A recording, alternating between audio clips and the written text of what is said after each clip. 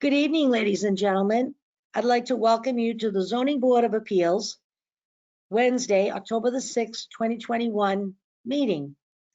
At this time, I must announce that pursuant to Chapter 20 of the Acts of 2021, this meeting of the Zoning Board of Appeals will be conducted via remote participation. An audio recording of these proceedings will be available upon request to planning@somervillema.gov. Tonight, under general business, we have to approve some minutes to the meetings. We've all had our minutes to review. Would the clerk, Mr. Safdie, please make a motion if you would? Madam Chair, I'd like to make a motion that we approve the minutes of August 4th, 2021 and September 1st, 2021 as submitted. Second. Seconded by Elaine Severino. All in favor, please say aye as we go around. Elaine Severino, Aye. Josh Safdie, Aye. Ann Brockelman, Aye. and Susan Fontano, aye.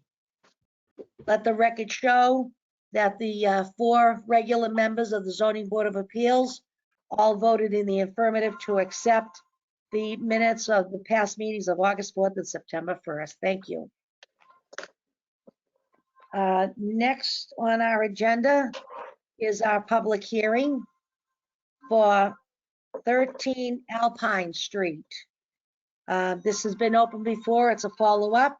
So I'd like to welcome the crew from Alpine and the attorney. Good evening. Good evening, Madam Chair. This is Adam Dash, 48 Grove Street in Somerville, representing Après Ski LLC. I'm not sure all of who are here, but probably Evan Stillman and Will Chalfant from Calsa Design, Keith Glover, and Attila J. Vore, and maybe Jill J. Vore from Après Ski LLC. And of course, we have Katya from Verdant Landscape Architects, if there are any questions. Recall that last time at your request at September 22nd, we submitted a revised plan set that's comprehensive, showing all the revisions with the changes that were discussed last time, so you have it all in one place. And the changes that we discussed last time to make were revising the condo dock language to add a list of plants for the planters, to revise the 4th floor balcony planter and railing configuration, and to provide some detail on the ground floor planter. So those were done. I can say as for, I drafted the condo document language change, which I assume you saw, which was amended to include that list of plants permitted in the planters. And that list came from Katya at Verdant.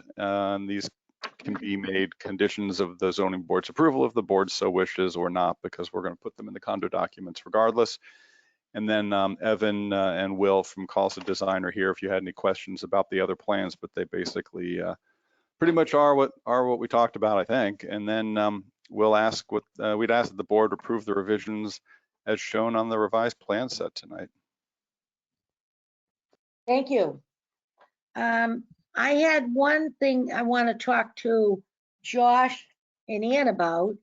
I noticed in our staff report, the second paragraph about the 4th floor and the how far from the railing did you want them? Did you guys look at that? I believe the new plan shows 3 feet on the 4th floor. We spoke about the size of the decking, and the applicant said that you suggested, Josh, that they bring it back to the edge, but leave the flooring is not to damage the roof and all that stuff, you know, the rubber roof. I think that's okay. But then when you look at the plan, let me see what page it is here. It's 3 feet, not 4.5. So the pleasure of you guys is fine with me. We were, I guess, looking for it not to, was that 104? Yeah, A104. I don't know if you guys have looked at that. So the railing's gonna cut that decking off a little bit, and that's there so it won't damage the roof, and aesthetically it'll look nicer when they're out on their own deck. But then if you look on the currently proposed, on the planters, what do you think? That's all I have to say.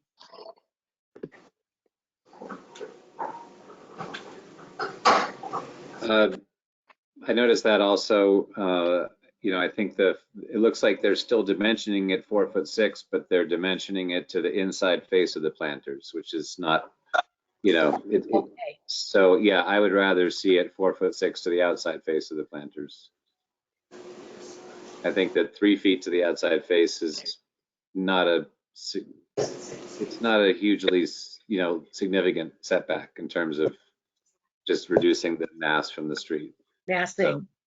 Well, that's why I want you and Ann to weigh in on that, because you're our architects, and I thought that was the conversation you two were having as well. Ann, do you understand what we're focusing on? Does someone mind flashing the drawing up? I'm having trouble opening my files. Sure. This is Charlotte Charlotte. speaking. Yeah. I Hi, am Charlotte. making Evan the presenter so that Beautiful. he can share his screen and help navigate.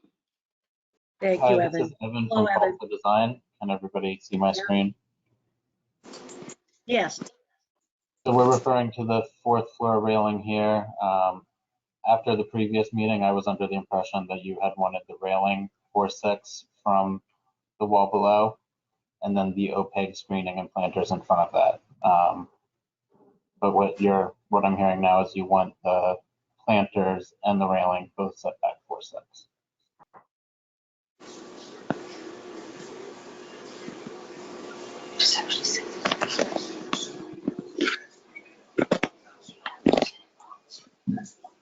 Josh or Ann, do you want to respond to Evan?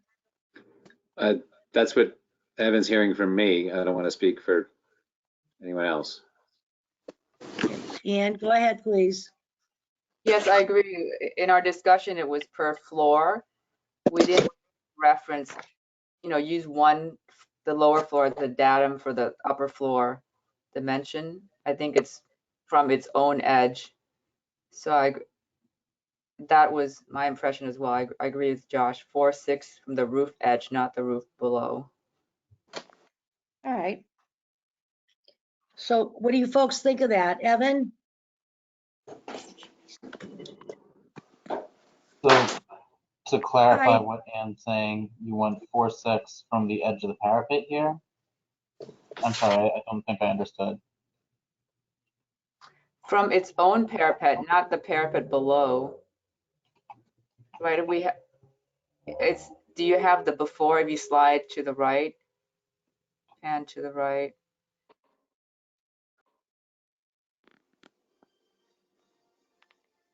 I mean, it this is should what- match that, right? Yeah. So they left, and I think they left the clear space of the deck the same, but now we have a 1.5 foot thick railing, whereas in the before drawing, it was just a very thin rail.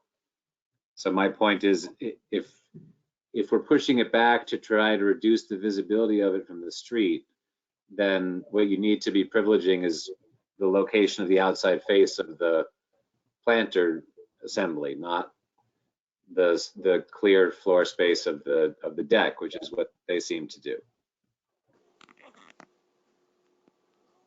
In other words, that 4'6" that we said, yeah, that seems good.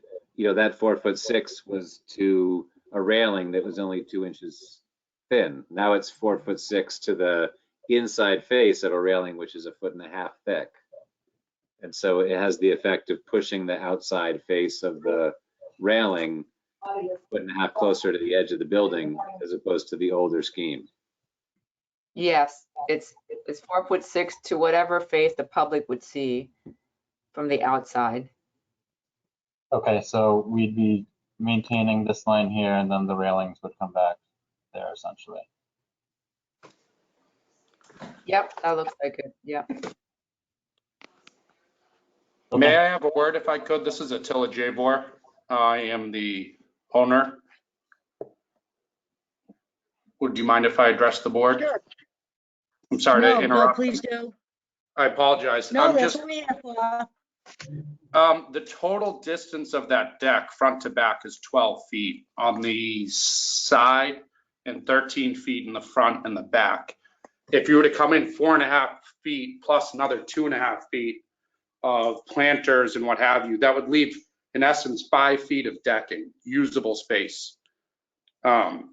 It's a catwalk. It's a hallway at that point. There is very little to any usable deck space. I mean, there's not a place to put a table. It just doesn't make a lot of sense to me. I'm sorry.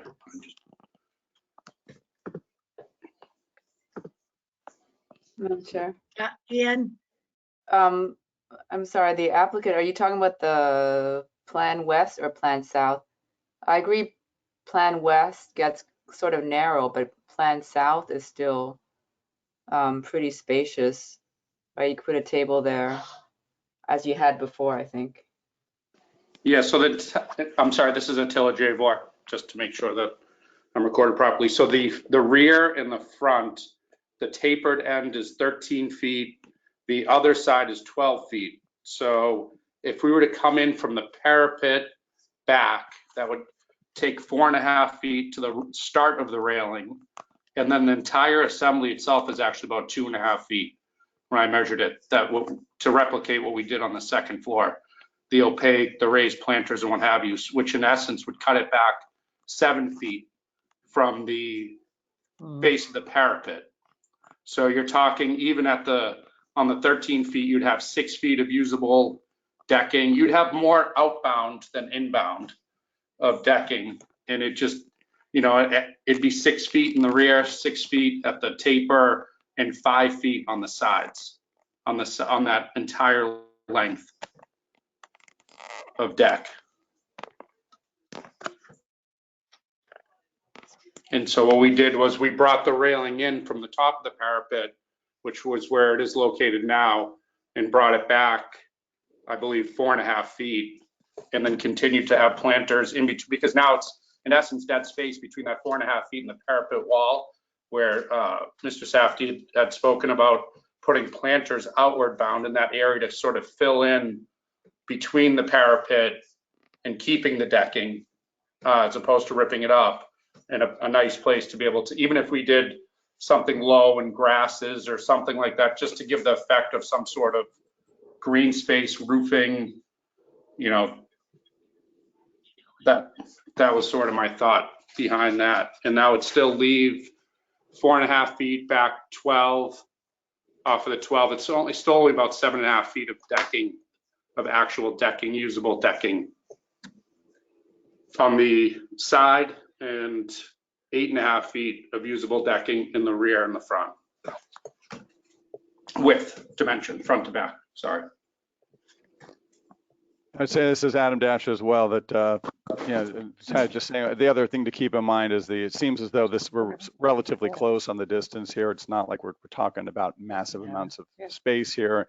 It sounds like, pushing it back a little further has more impact on the usable nature of the outdoor amenity space than, pushing it out, not moving it at all, as far as whether anyone from the ground would even notice the distance when you're up on the 4th floor standing down below. But I apologize if we misunderstood last time. We thought we were doing what you'd asked, but I don't know. I guess I think Attila put it really well, that obviously this impacts the whole point of the deck at that point. But I'm certainly interested to hear what the board thinks is sort of a balancing of the cost benefit here, and whether or not the impact on the deck is so big and the impact on the visibility from the ground from the 4th floor is so minor. Is this foot or whatever, a couple feet, a big deal? That's not for us to decide, I guess, but that would be our pitch. If we could just leave it as we're showing it. It probably isn't a massive deal to, the public, but I understand. So where you're coming from. So if we could leave it like this, that would be obviously our preference. what's the pleasure of the board at this point? Yes, Ian? I'm looking at the perspectives, to try to understand the impact. if the architect wanted to talk us through that. It looks like, you know, the perspectives are not at 5 feet, but you're floating. I'm looking at AV-1A.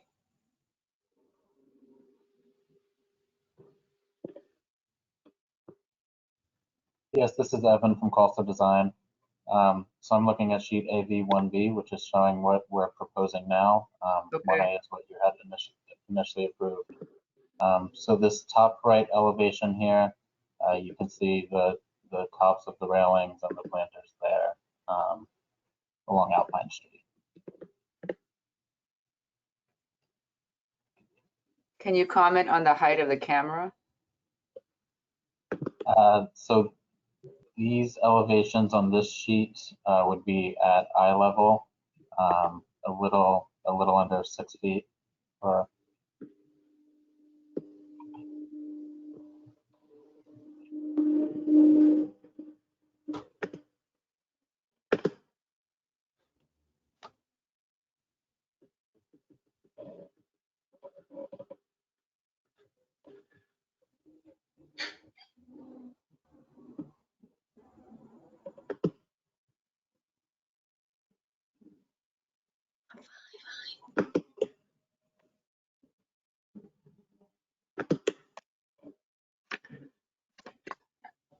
Madam Chair, Yes, I don't feel like the perspectives are eye level. I think they're higher, which actually would help the applicant's case, but you're not defending your case. It looks like my eye level is the, you know, where the angle straightens out is at the top of the brick. I don't know the exact elevation that these were taken when we placed them on the sheet. Now that you're saying that, it does look like it's not exactly at eye level. But you understand the rules of perspective, so you could argue that we were really taken at 5 feet, you would see less of the railing. Right. right.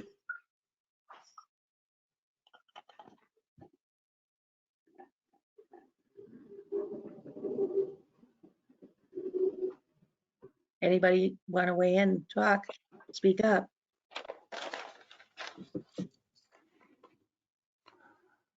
Hi, this is Adam Dash saying, I'd say that it's, you know, if we were coming in just for a change like this, to change the railing, you know, a relatively small amount, it'd almost be a de minimis application. So, I mean, but the impact on the deck is significant as Natilla described. So, I mean, obviously we'd like to keep it as we were showing it, but clearly it's the pleasure of the board. But that's it doesn't seem like this is a massive, from the ground, going to be a big, noticeable type of change, whether we do it one or the other. The beauty of it is the things you're going to see the beauty of the planters and the plants and such, which was sort of the point. We've got the list of plants that are required that are, you know, real plants, not weed plants, like actual plants that are going to be nice to look at and that are going to be required to be there and alive. So the feeling is that, you know, whether you see a little bit more planter or a little bit less of planter, it's not necessarily a bad thing, at least we would think. It's not like it's a blank wall or something.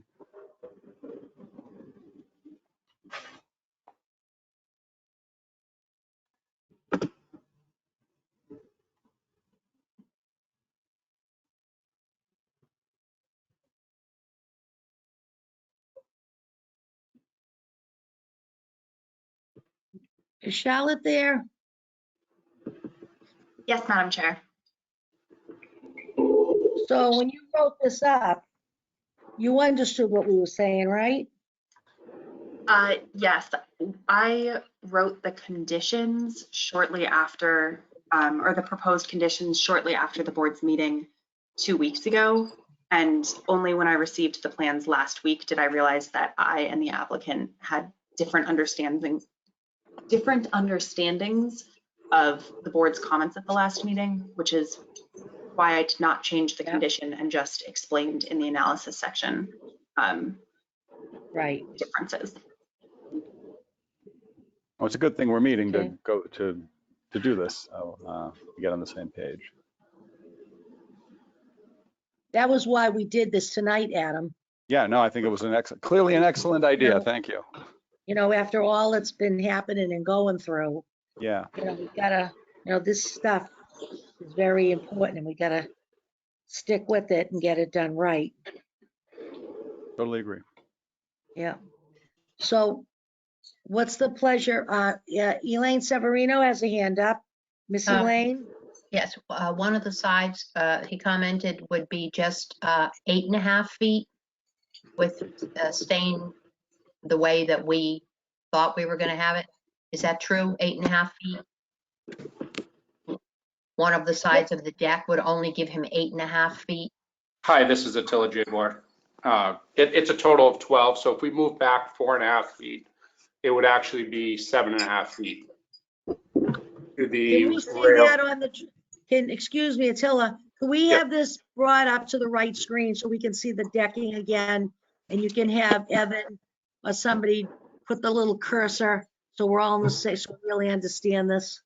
So here we are on the Yes. 4th floor. Here we are on the And- fourth floor. This is Evan speaking. Attila is referring Evan. to this length right here. Now, where of the terrace is it cut off? So this is the usable part, yes? Right here inward. When they showed the terrace they were having last meeting, and we said to cut it back, Right. show me that, show me that vision. Please. So the last meeting, the railings were at the edge of the wall here. Yes. Gotcha. And now where's it gonna be for his terrace, for his balcony? Would terminate right here, 4.5 feet in. This is Adam They'd Dash. have- Yeah, so So the deck, the smallest deck would be 8.5 by what? Or 7.5? 7.5 is the smallest? Yes, that's correct. This is Attila Jabour. Be So around the 7.5 is one measurement. What's the other measurement? How long is that? 7.5 by what? It goes around the building on And three the se- sides. I'm sorry, on 3 sides. this is So- Adam Dash. It's more about the width than it is obviously the length. That's what Attila was Yeah. saying. It becomes more of a corridor. The length of it's fine. It's the width of it that becomes the issue. And what they've got is, from what we showed last time, the deck size, the usable deck size was pulled in 4.5 feet. What we're really talking about is the width of the planters, pretty much. And does the width of the planters come out of the deck, or do the width of the planters go, on the outside or the inside of the decking? And that's kind of that's I guess where the misunderstanding was. We weren't counting the width of the planters themselves. Right. So you want to incorporate the width of the planters in the 4.5 foot backup? This is Evan from Calsa. Yes, that is correct. Okay. And Well, I think to put a scale element, can the architect draw a 5 by 3 rectangle? So 3 foot would be the door, 5 foot would be the tub. I mean, that's a dining table, right? Put it somewhere. That's about 5 by 3. Seats 6 people.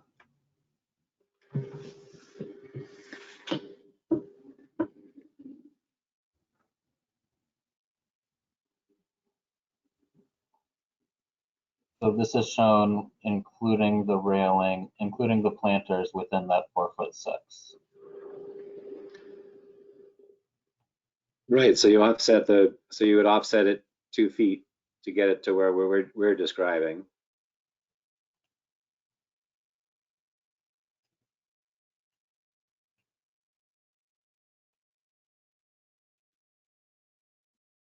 And then you would obviously rotate the table if you were furnishing it in there.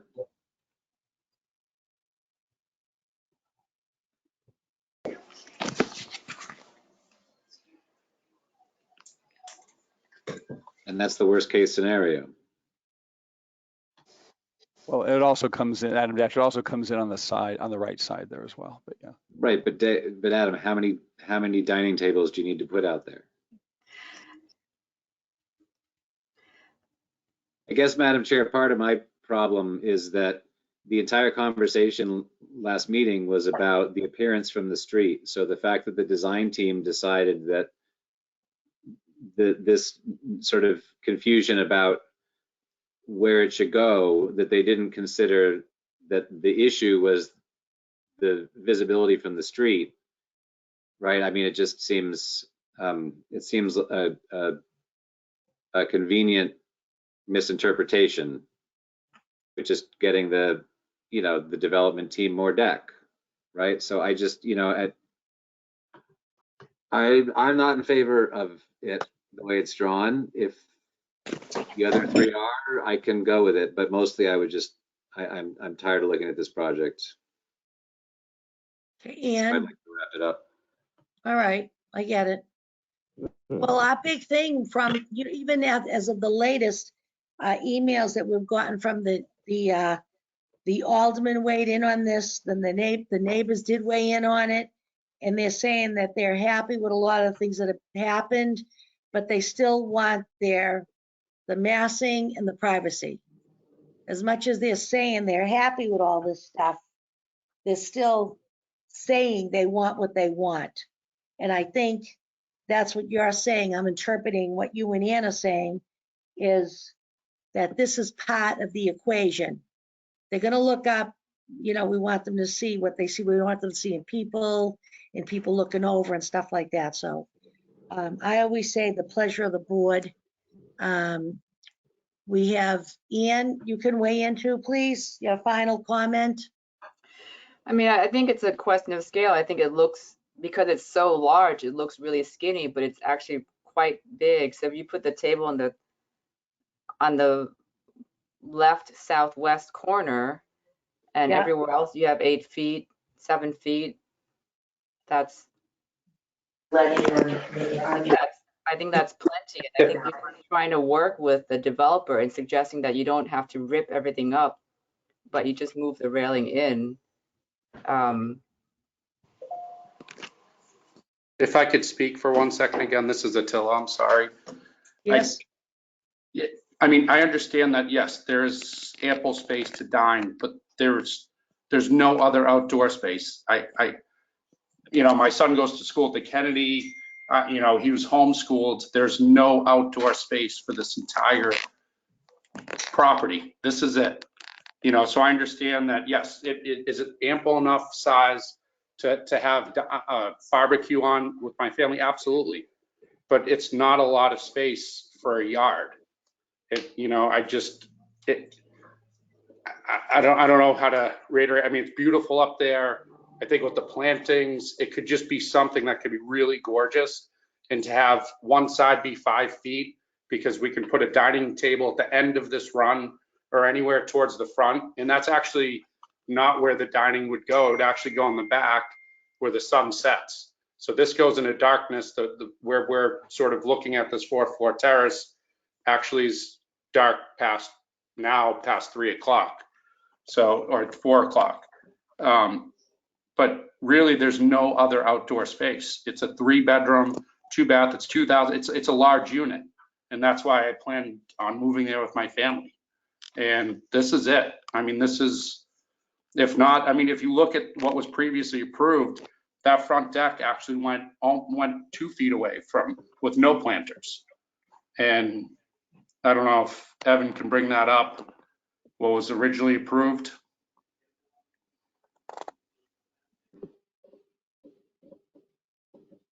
You could actually see it was closer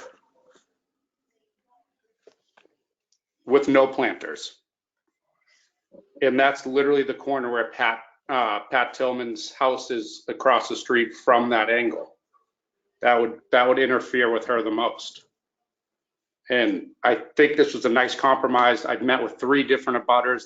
They were all for what we were doing even previous. The alderman was also speaking on our behalf, saying that as long as we address the privacy issue, which this, I really think addresses those concerns.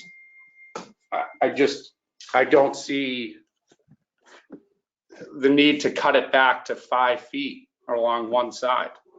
I mean, I just have to ask myself, what does it accomplish? What, you know, what gets picked up? Nothing. It becomes literally a hallway down one side, coming out the door, and you have to go all the way around to go to a dining table.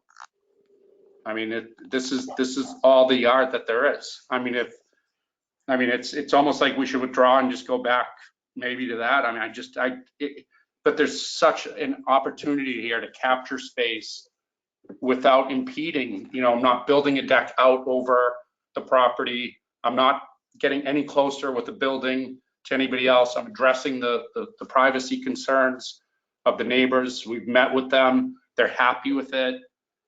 You know, as these meetings continue, nobody's speaking out against it. Nobody's against it. And I just hope the board can take that into consideration. Thank you. Thank you.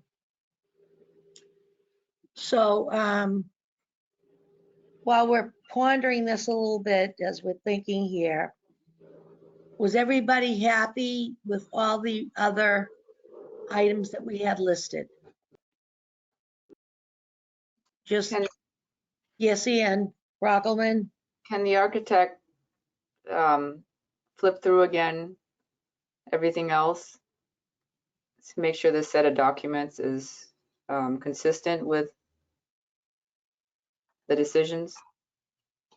What do you want to Yes. work off of the Second Amendment narrative? Ann? This is Adam Dash. If you looked at the plan on the screen, the list of changes, I know it's small to read, but they're all actually written there. All 1 through 15 are actually on the bottom of the screen there.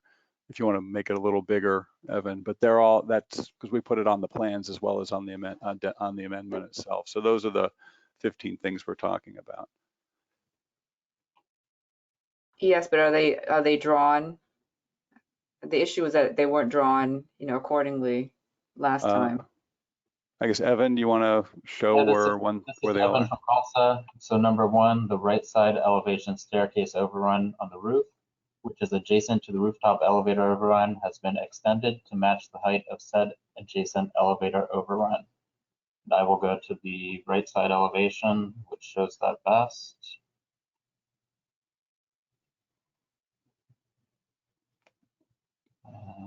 So we're talking right here. The bottom elevation is what we had before. And the top elevation, we're talking about this massing here where the stair was extended upward to match the elevator overrun. Number 2, the batten pattern at the top floor and right side stair tower has been adjusted. Again, we're looking at the stair tower. We have more horizontal battens. Down below is what we showed you before. Number 3 is on the front elevation. One more. New cast stone signage at the center of the front facade is now proposed to read 13 Alpine Street. And that's this signage here, which read Faulkner Brothers before. Mhm. Number 4, the veneer at the front wall headers and columns is to be changed to cast stone, and we're looking at an Arriscraft or similar material. Before we were showing a granite material here. Now we just like to do cast stone. Number 5, the CMU block is to be used on the easterly wall. That is on the left side elevation. We previously showed openings on the left side, and now we're infilling those with CMU block at the request of the abutter. Right. Number 6, the door and window pattern. Sorry, I lost my place. The door and window pattern at the front left ground floor space has been altered as shown in the elevations. The bottom elevation, we had a door right here. We changed that to a window and we have a door coming out to the right. Number 7, the windows have been slightly altered on all facades as shown on the elevations. These were just a lot of small alterations to some of the window alignments due to structural coordination, as well as interior layout things. Here you can see this window on the right. We aligned it with the window above. This elevation on the top floor, there's a slight change here. And all of those are just as shown on the elevations. Number 8, the front wall on the front elevation here, it has been replaced. There was some glacial till, and we had to take the wall down there and rebuild it. Number 9, the iron railings are to be horizontal. We initially showed them vertical, and now they're horizontal here. Number 10, cedar screening on the rooftop mechanicals with safety tie-offs are being proposed as shown. On the roof elevation, we have our condensers here, and we're showing cedar screening along the back right and back wall to screen that. Number 11 is the wood decking that we've been talking about. It's being extended to 3 sides of Unit 401 on the 3rd floor, aka the 4th floor deck, thereby creating a larger balcony. The railing is set back 4'6" from the wall below, and planters are being added around the perimeter of the railing. And we had walked through that, and I suppose we will come back to that. Mhm. Number 12, cast concrete planters at the front of the building on the ground floor are being proposed. We're talking about the planters here around the front of the building. And here, I believe I have some images on the ground floor plan. And we're just showing nice concrete to give the look of wood. Number 13, the size and spacing of the planters have been altered on all facades. And we're looking at the 2nd floor here. And we had discussed this at the previous meeting, where we have the built-up wall around the terraces on the lower floors. 14, the 2nd floor deck at Unit 201 has been reduced in size, and we're looking back here at the back left before the deck wrapped around towards the front of the building, and now we terminated it at the left side edge of the building due to privacy concerns with the abutter. And last but not least, the rooftop HVAC units have been located on the roof near the edge, and I will show you on the roof plan. They are placed right here with the cedar screening around them. And that's everything.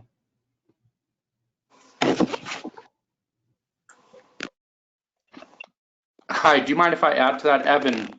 This is Attila Gabor, though, one of the owners. Evan, if you could keep that picture up there, I can't read what number that is. You can see that how the deck steps back from all the other decks, so it actually has sort of like a birthday cake effect. So it's not directly the last one that you just had up, that one there. 105. I'm sorry. 105. The roof plan. 105. Evan? Yep. 105, I think he's looking at. Yes, please. You can see that the decks from the 3rd floor and the 2nd floor actually project out much further, closer towards all the neighbors, all the butters, as opposed to that line of planters, just to give a sense or a scale of how it interacts with the budding properties. That's it. Thanks. Sorry. So in general, is everybody happy with all those points except for number 11? Elaine? Yes. Okay. Now, Josh and Ian, what are you thinking about this, the decking, looking at it different perspectives and size and stuff? Is there a compromise here, or do you really feel we're necessary to do this? Ian Brockelman. Madam Chair, I guess I'll say that I'm coming around to this plan. I mean, I hear the applicant's reasoning and agree, you know, one wants to maximize one's exterior space, especially we become more dense as a city. And I do feel reassured that the neighbors have seen this. You've communicated with the neighbor between hearings as well. Is that right, applicant? Yes, that's correct. This is Attila speaking. That's correct. So, When you did know, you speak also to them, Ian? yes, Attila, when did you speak to them last and show them this stuff? I spoke to the neighbor Pat Tillman, not Patrick, sorry.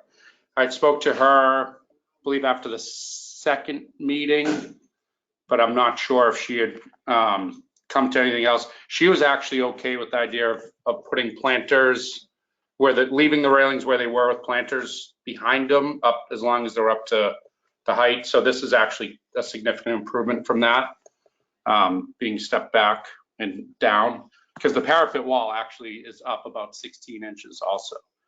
So that's another sort.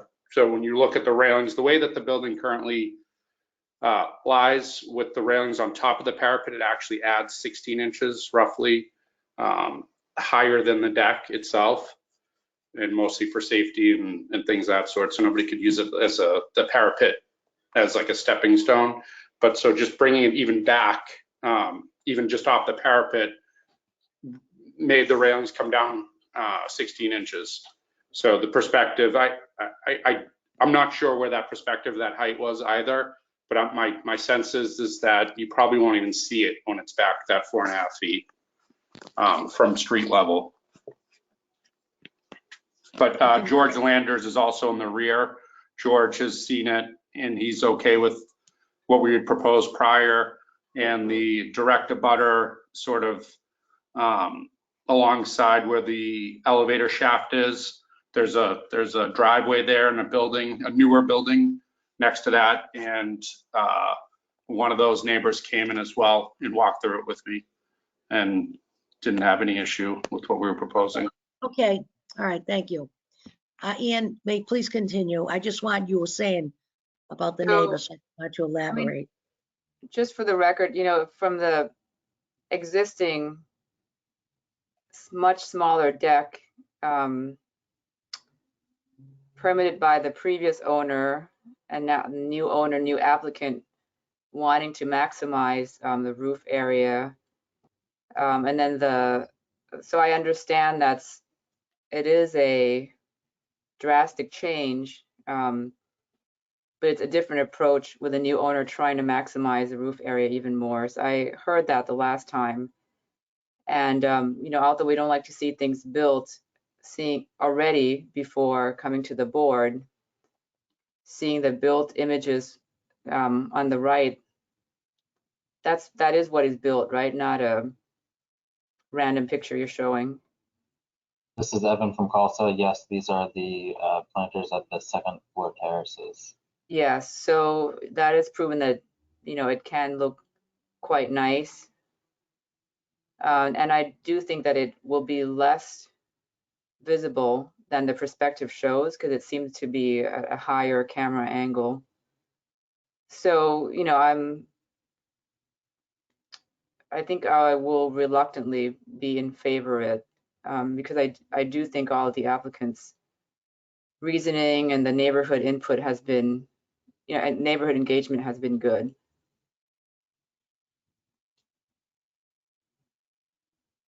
Okay, thank you. Josh, Yep, let's vote. what do you want to do?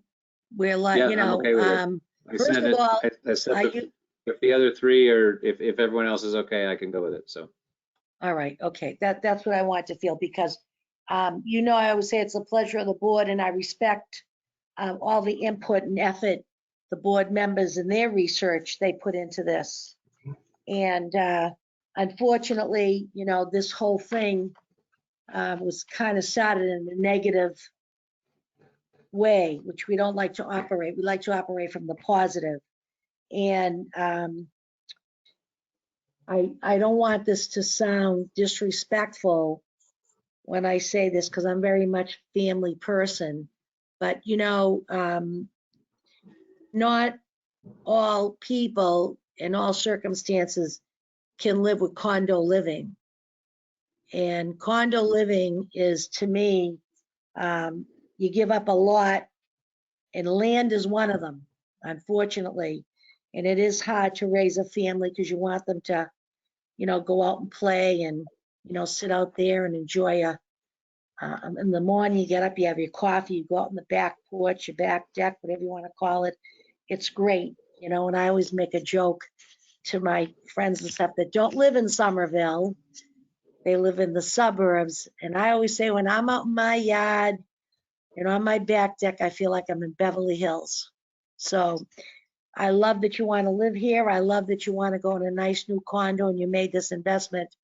But that is a consideration that it's hard sometimes that you want to pick something, you want to be in the heart of the city, but something's got to give.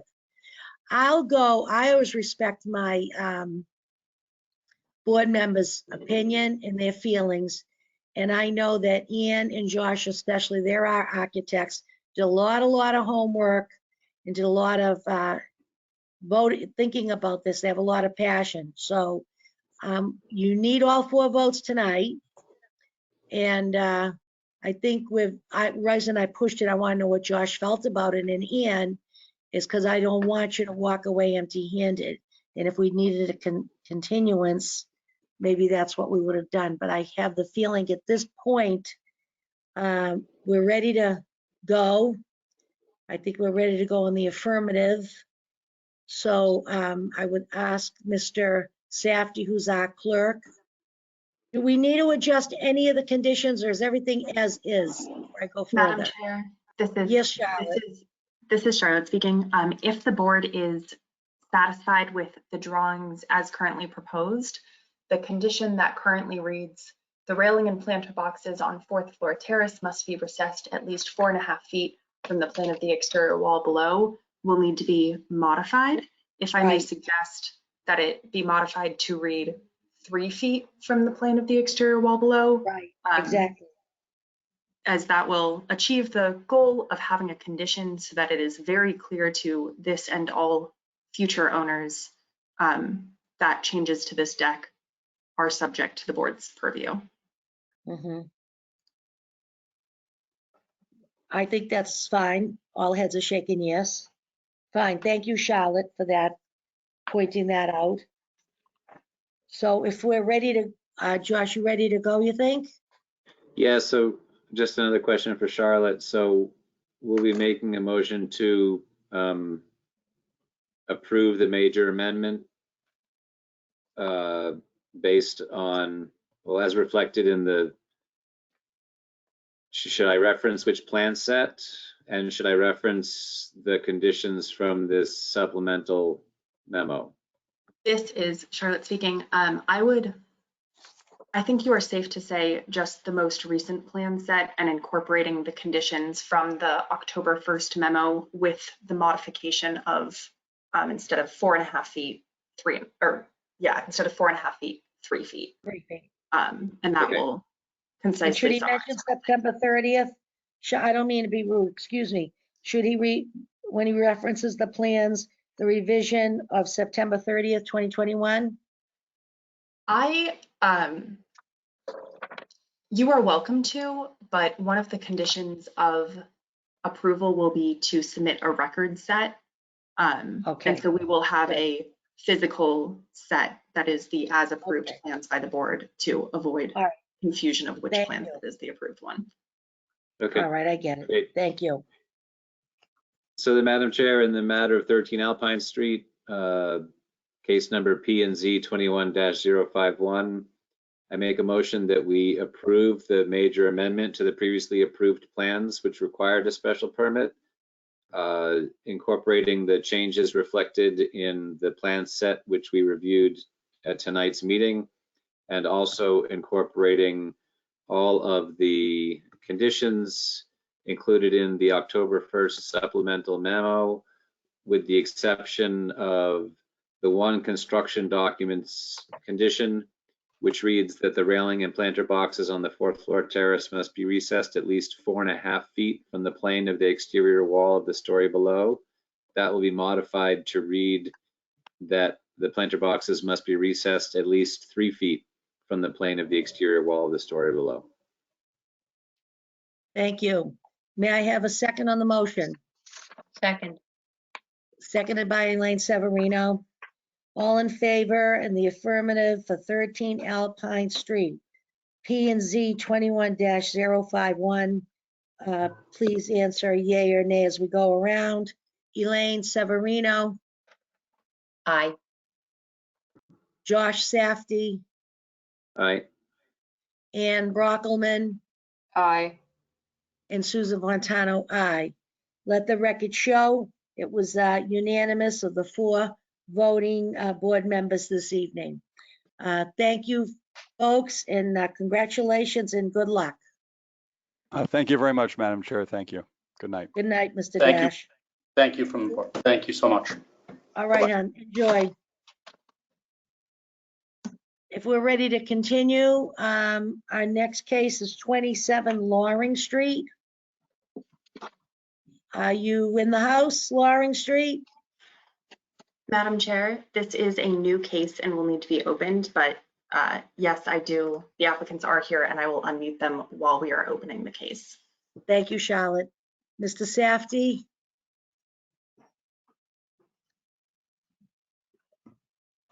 Madam Chair, this is 27 Loring Street, case number P&Z 21-116. The legal notice reads, Jovi and Kyle Conroy seek an administrative appeal of the building official's determination of the building type for the principal building at 27 Loring Street. Thank you, Mr. Safdie. Good evening. Are the Conroys there?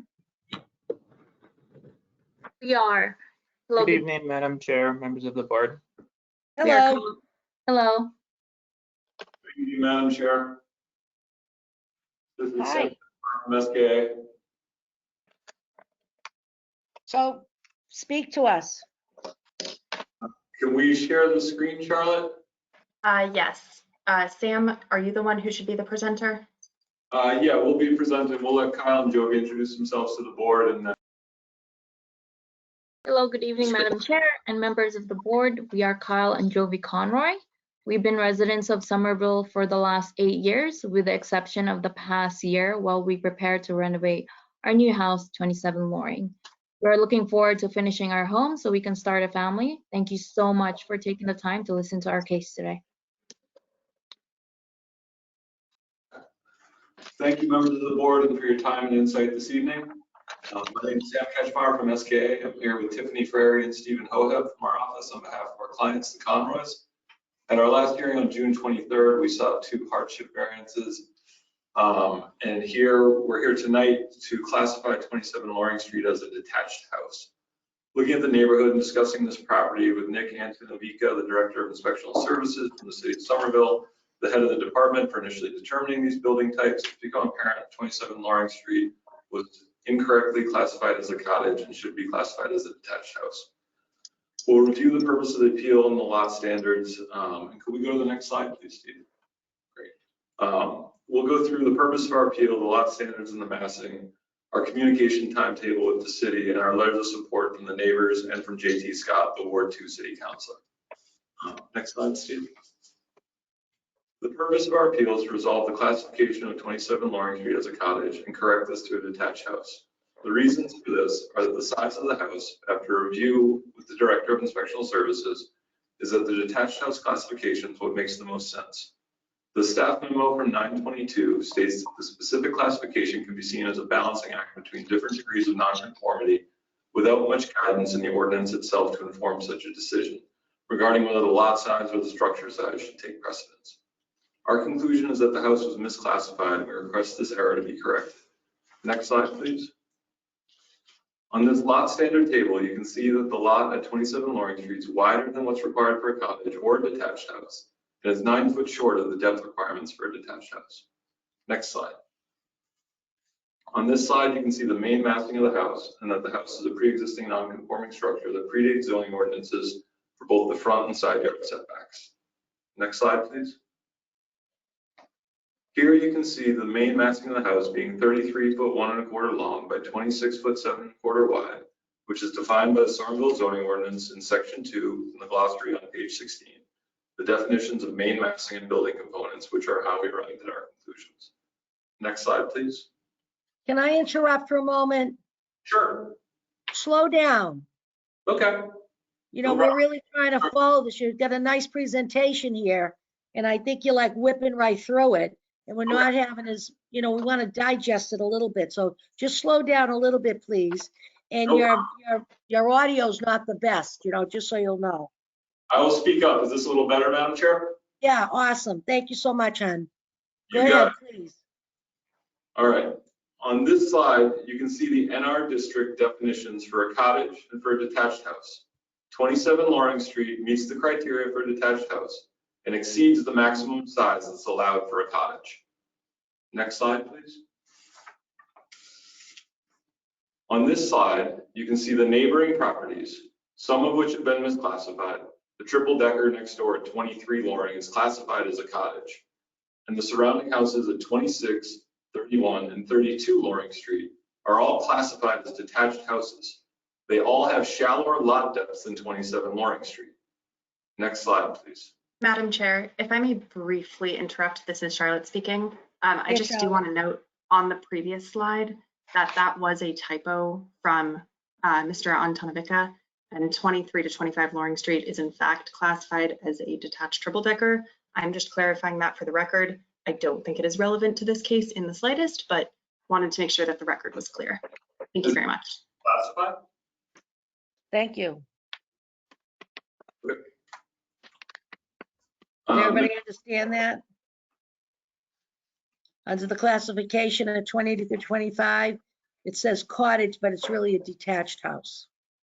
Thank you. Sorry, this is Charlotte speaking. It's a detached triple decker. Oh, wow, okay, I get it, I get it. Triple decker, thank you. Continue, please, applicant. Sure thing. Next slide, please.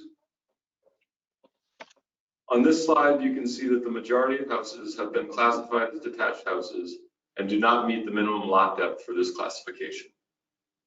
Next slide, please. On this slide, you can see the table that highlights that 27 Loring Street meets 3 out of the 4 criteria to classify it as a detached house. The director of ISD stated that it was logical to consider the house size more relevant than the lot size. Next slide, please. On this slide, you can see the timeline of our clients and our own communication efforts with the city of Somerville. On March 8th, we were told in writing that 27 Loring Street was classified as a detached house. And for the next 2 months, we prepared our variance hearing work based upon this, both for a full story variance and a half story by right, and submitted our variance application on April 19th. On May 6th, it was communicated to us that 27 Loring Street was now classified as a cottage. On June 8th, the staff memo for that hearing stated that the structure exceeds the maximum permitted width and depth for the main massing of a cottage, which led us to our variance hearing on June 23rd, where it was recommended that our clients and ourselves work with the city to update the application or granted a continuance for our hearing. On July 8th through the 15th, SKA met with the director of ISD, Nick Antonovica, to review the criteria to classify houses in Somerville. And our conclusion was that house sizes are more relevant than lot sizes in determining the classification. On July 23rd, our clients and SKA submitted an appeal to be consistent with the staff memo from June 8th, stating that 27 Loring Street exceeds the maximum permitted width and depth for the massing of a cottage. On September 22nd, a new staff memo stated a different width of the building. And on September 22nd, SKA requested a clarification on this new assessment. On 9/24, we submitted a professional opinion letter regarding the building width. And on 9/24, 9/27, 9/28, 10/1, and 10/5, SKA requested Zoom or phone call meetings with staff to help resolve these incongruent memos. It was recommended via email that we resolve these inconsistencies at this hearing. Next slide, please. On this slide, you can see the depth and width of 27 Loring Street meets the requirements for a detached house and exceeds the allowable requirements for a cottage. Many of these surrounding houses are classified as detached houses despite not meeting the minimum lot depth. We respectfully request that 27 Loring Street be rezoned to be consistent with similar properties in the neighborhood as a detached house. This is a neighborhood of detached houses, as noted in Somerville zoning section 3.1.8 as the most prevalent building type in Somerville. Next slide, please. This is a letter of support from Councilman JT Scott that we just received today and is not able to be here. Can you hide that stuff, Steve, so I can read it? I'd like to read this into the record as it's pretty relevant. To the honorable members of the Zoning Board of Appeals, I write to you today regarding 27 Loring Street, which is on your agenda this evening. I apologize for being unable to attend the meeting as my counselor duties have me hosting a zoning required neighborhood meeting regarding a ward project at 200 McGrath at the same time. I've met with the applicants at 27 Loring Street and have discussed their situation for several months. I've also reviewed the staff report put forth last week and want to express a few fundamental differences in perspective, which I hope will lead you to approve their appeal this evening. The staff memo shows the minimal nonconformity involved under each classification, but also suggests that a greater context should not be considered. I fundamentally disagree with this stance. While the Somerville zoning ordinance is a static document which changes only after cumbersome amendment, determinations, and appeals, our judgment calls made by humans. Those decisions are context dependent by their very nature, and it's essential that the judgment and grace of humanity be used to balance the stark and rarely changing text of ordinance. Even our famously harsh criminal system, leniency is almost always an option based upon the circumstances of an individual case. To that point, in this case, I believe two particular pieces of context should be considered. First, the proposal which this appeal would permit to move forward is a minor modification to the structure, which is completely within the character of the surrounding structures. It would not enlarge the building's footprint, nor would it add units to the lot. It would only result in a slight increase in roof height. That site is not beyond what currently exists for the neighborhood, including its direct abutters. This is also not a grab for more profit by developers. This is a request from a family of owner occupants who simply wish to modify the home they bought to fit their future as long-term Somerville residents. Second, the directly abutting buildings have somewhat bewildering classifications in the context of this setting, and the neighborhood context should be considered. The lots directly to the north and south have larger structures on them, and the classifications of each vary. One's a cottage and one's a detached house. The determinations of these buildings types were made in bulk, and an appeal of this nature is an opportunity for the ZBA to make a determination about what is appropriate in this particular case. As stated above, I believe that determination requires considering the context. Finally, I'd like to say that while the staff memo speaks to the importance of preserving some lots as only suitable cottage building types in order to preserve lots for that building type to persist, I can speak for myself as one legislator intimately involved in the zoning overhaul process to say that the unit counts of these structures were a topic of far more consideration of intent than the strict dimensional standards of lot sizes. Indeed, the lot sizes were produced by a planning department survey of average lot sizes for different structure types, and the cottage building type in particular sits on a wide variety of unusual lot configurations. This building remaining as a single-family structure, just with a slightly higher roof line, does not contravene any policy or intent discussion that I can recall when we considered the zoning overhaul. Preserving a restriction on this building site, especially when the change considered is so marginal, does not seem to me to result in a net benefit to either the neighborhood nor the owner occupants. This proposal has the support of the neighborhood and is in keeping with the character of the street. I ask that the honorable members of the board consider the context of both the proposal and the existing building sizes on this street and grant this appeal so that the minor building modification proposed by the Conroys, which prompted the appeal, can move forward by right. Thank you for your consideration. JT Scott, Ward 2 City Councilor. We also have 8 other letters of support that I won't take the time to read unless the board would like me to. No, it's not necessary. We even had this letter from Mr. Scott earlier as well, but I let you read it into the record. Yeah, no, we have the other 8. We received all that stuff. That's great. Is that it? That concludes our presentation. Thank you so much. Thank you. So my first act is to check out and see if there's anything in the from the public that's listening in that would have something to say. So I'd like to open up the public portion of the 27 Loring Street and see if there's anybody there. Charlotte? Madam Chair, this is Charlotte speaking. For anyone who has not been to a ZBA meeting yet, the way that you indicate that you wish to speak is there is a little button that looks like a hand. And if you press on that, it will notify staff that you want to speak and we can unmute you so that you can speak to the board. I will give you a few moments to find where that is. A few more moments. Madam Chair, I am not seeing anyone indicating that they wish to speak. Okay, so we'll close the public portion of 27 Loring Street and open it to the board for their conversation and questions. And I just want to check one more thing for the record. Charlotte, we have everything, right? We had everything from the counselor and from the neighbors on the street and their surrounding area. That was it, the items we covered tonight? Yes, Madam Chair, everything that staff have received regarding this case, we have forwarded along. Okay. And we have not received anything since. Okay, and I have one question about this comment that's in the application on the second page with inspectional services weighing in on this report that the applicant has sent to us. What's with that? I mean, I'm talking to Charlotte. Oh, sorry. I thought you were Charlotte? Yes, Madam Chair. Okay, so inspectional services is the one that put the halt on this. And they Yes. come in now, so now we're strictly deciding whether it's a cottage or a detached house. That is correct. Okay, and so this is, he's just doing his job. He saw what it was categorized at, and that's why he has no further comment.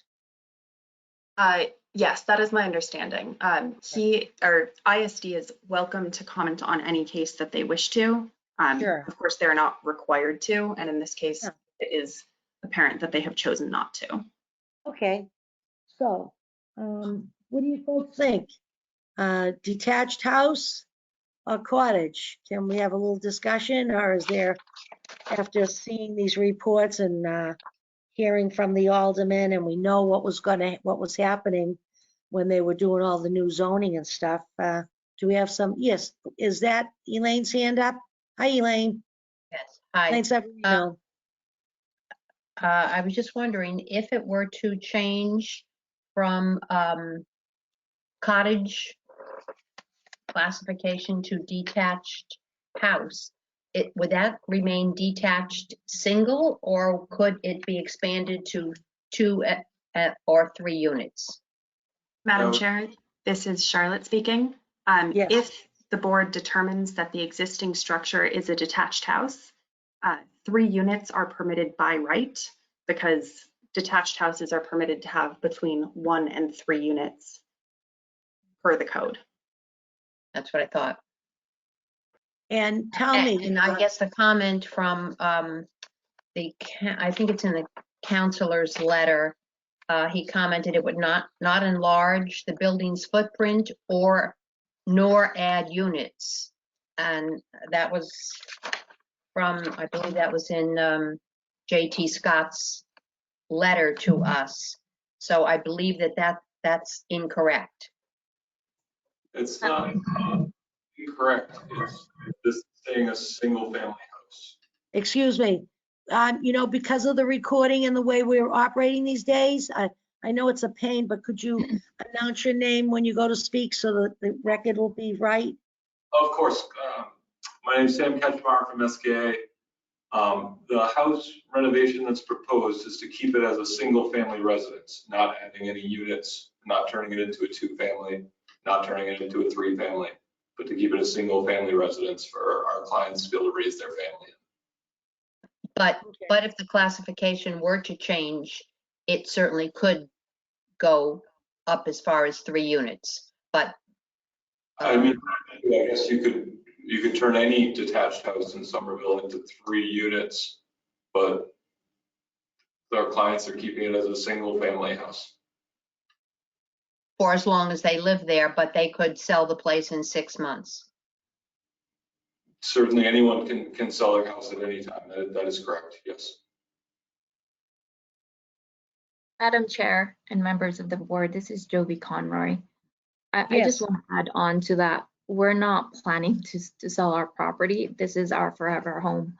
And we looked at this property for in Somerville area for 2 years and closed on this house last year. We chose this because of the community in Somerville and our family. So we're not planning to sell anytime soon. This is our forever home. Thank you. Thank you. Thank you, Jovi. All right. Ann or Josh, do you have any comments either way? Yes, Ann. Ann Brockelman for the record. Yes, hi. This is maybe more a question for staff. Detached versus cottage doesn't change the setback requirements. It's still non-conforming. This is Correct? Charlotte speaking. That is correct. Yeah, detached houses and cottages, both, if I'm thinking off the top of my head, I think they both have 20-foot rear setback requirements, minimum and maximum front setback requirements of 10/20 feet, and side setback requirements of, it's a little bit complicated, but basically 5 feet in most cases, or in many cases. And this project is proposing to keep the footprint, but add another story. So it's, in either case, it's working off the nonconformity. I will just clarify that there are 2 distinct cases before the board. This case is purely and only an administrative appeal looking at, based on the characteristics of the existing structure and lot, does it more closely resemble a cottage or does it more closely resemble a detached house? Any changes proposed to the structure, whether through a by right process, hardship variances, some other process, would be separate and are not relevant. That said, I'm happy to answer any questions you have about those Okay, other that's what I processes.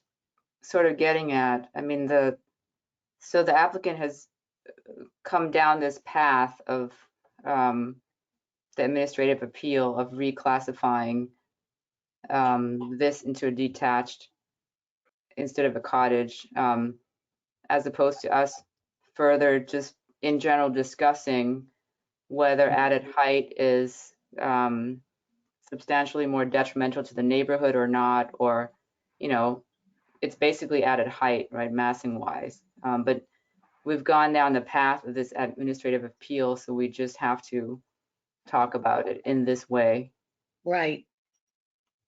I mean, We have to forget, me, we have to forget the all end the, result is, the end result is this is still a massing that's proposed, whether or not it fits in the neighborhood, but it's what technicality you're pursuing, right, to have this permitted under. But for this hearing, we are forced to now consider this question, this single question. And if right. it was detached, then is the height then, how many stories are allowed? 2.5 or This is 2.5. Charlotte speaking. Detached houses are permitted to be 2.5 stories. There are standards related to what is considered to be a half story that have been addressed as part of the hardship variance memo, and I won't go over here.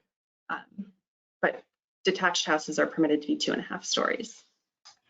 So if we voted tonight that it's detached, then is this the end of this project? It goes on by right, or is there more coming? I'm just trying to understand the full picture and context. This is Charlotte speaking. If the board were to determine tonight that the existing structure is a detached house and the applicant were to continue to pursue the design that they have submitted, that the board has reviewed as part of the hardship variances, I think, and I would want to talk to legal to like absolutely confirm this, but I think the path forward would be the applicant would have to withdraw the current request before the board for the hardship variance, because that was connected to the fact that it's a cottage, and would need to submit a new request to the board for a hardship variance for not complying with the standards of a half story. So it would not, the current proposal that the board has reviewed as part of the hardship variance would continue to require one hardship variance, just it would be one hardship variance instead of two. May I continue? Is it because it's more than a half story? Because it does look like a pretty full third floor. Yeah, so a half story is, I might get the words wrong, but a half story is basically the knee walls need to be no more than 2 feet tall for a principal structure. And in this case, they are taller than 2 feet. Therefore, it does not comply with that standard. But that's going to be a separate issue. That's something that will be dealt with in the future. Yes? This is Sam. Madam Chair, that is correct. I was just saying, the reason we were applying for the hardship variance was because we were going beyond a 2.5 story, which would have been allowable by right for a detached house. As we had been notified, that's what the house was in March, and then worked that way until we were notified in May, after multiple months of working on it as a detached house, that it was now classified as a cottage. And so that's why at our hearing, we had basically approached it like a detached house. And so then now we're here to try to figure out, do we need to rework that, or was the classification maybe mistaken, as all the surrounding houses with shallower lot depths than ours are classified as detached houses. Thank you. And you understand? Yes, I mean, to me, the legal pathway, you know, it's the means to the end. I mean, it's the same design, right? And I'm going to look at it in the context of the neighborhood and the height. It won't be the same design because we'll have to withdraw the hardship and then place a new application with a new design. You will have to do a new design? Okay. Yes. Yeah, absolutely. Okay. Yeah. Let's not forget to identify ourselves, please, for the record. This is Sam. Okay, yeah. Josh Safdie, please. This is another question for Charlotte. Charlotte, there seems to be a disagreement about the width of the building. This is Charlotte speaking. Could you clarify for us? Yes, so building width is the main massing, building width is only the main massing. When you look at a building generally, like just visually, the perceived width is the main massing plus building components. In working with other staff on the staff memo, it was determined that it appeared that the main massing was slightly shallower. I understand that the applicant disagrees with this point, and to be perfectly frank, I think it is a very, the ultimate main massing, or sorry, the ultimate width, whether it is the main massing is approximately 21 feet or approximately 26 feet, is somewhat of a minor point compared to the overall question of whether it is a cottage or a detached house. If the board determines that it is cottage or determines that it's detached house, it's an existing condition. It's not required to be removed. So it is somewhat of an academic point what exactly the main massing is and what portions of the building are main massing versus building components. So where's the discrepancy? When I look at this application, it says the structure, right? Width. Are you saying it's not 27 inches? This is Charlotte speaking. I am saying that if you look on, let me pull it up really quickly. On page 4 of the staff memo, Yes. width actually refers to, if you look at the code, if you look at the pages on the code, width actually refers to width of the main massing, not width of the building overall, which is a detailed distinction that the applicant slides actually better display because they have images of the page or images of the tables from the code showing that that width is referring to the main massing, not to the building overall. Madam Chairman, this is Sam Ketchmar from SKA. The Yes. chief staff memo states specifically that the structure exceeds the maximum permitted width and depth for the main massing of a cottage, which is the 26 feet. And so we're just trying to resolve some of those things, and that's what we've been trying to reach out to communicate and get clarification on those things. And we've had trouble doing that. Okay. Josh?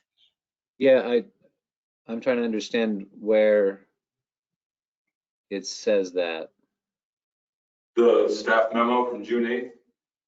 The quote is, the existing structure actually exceeds the maximum permitted width and depth for the main massing of a cottage.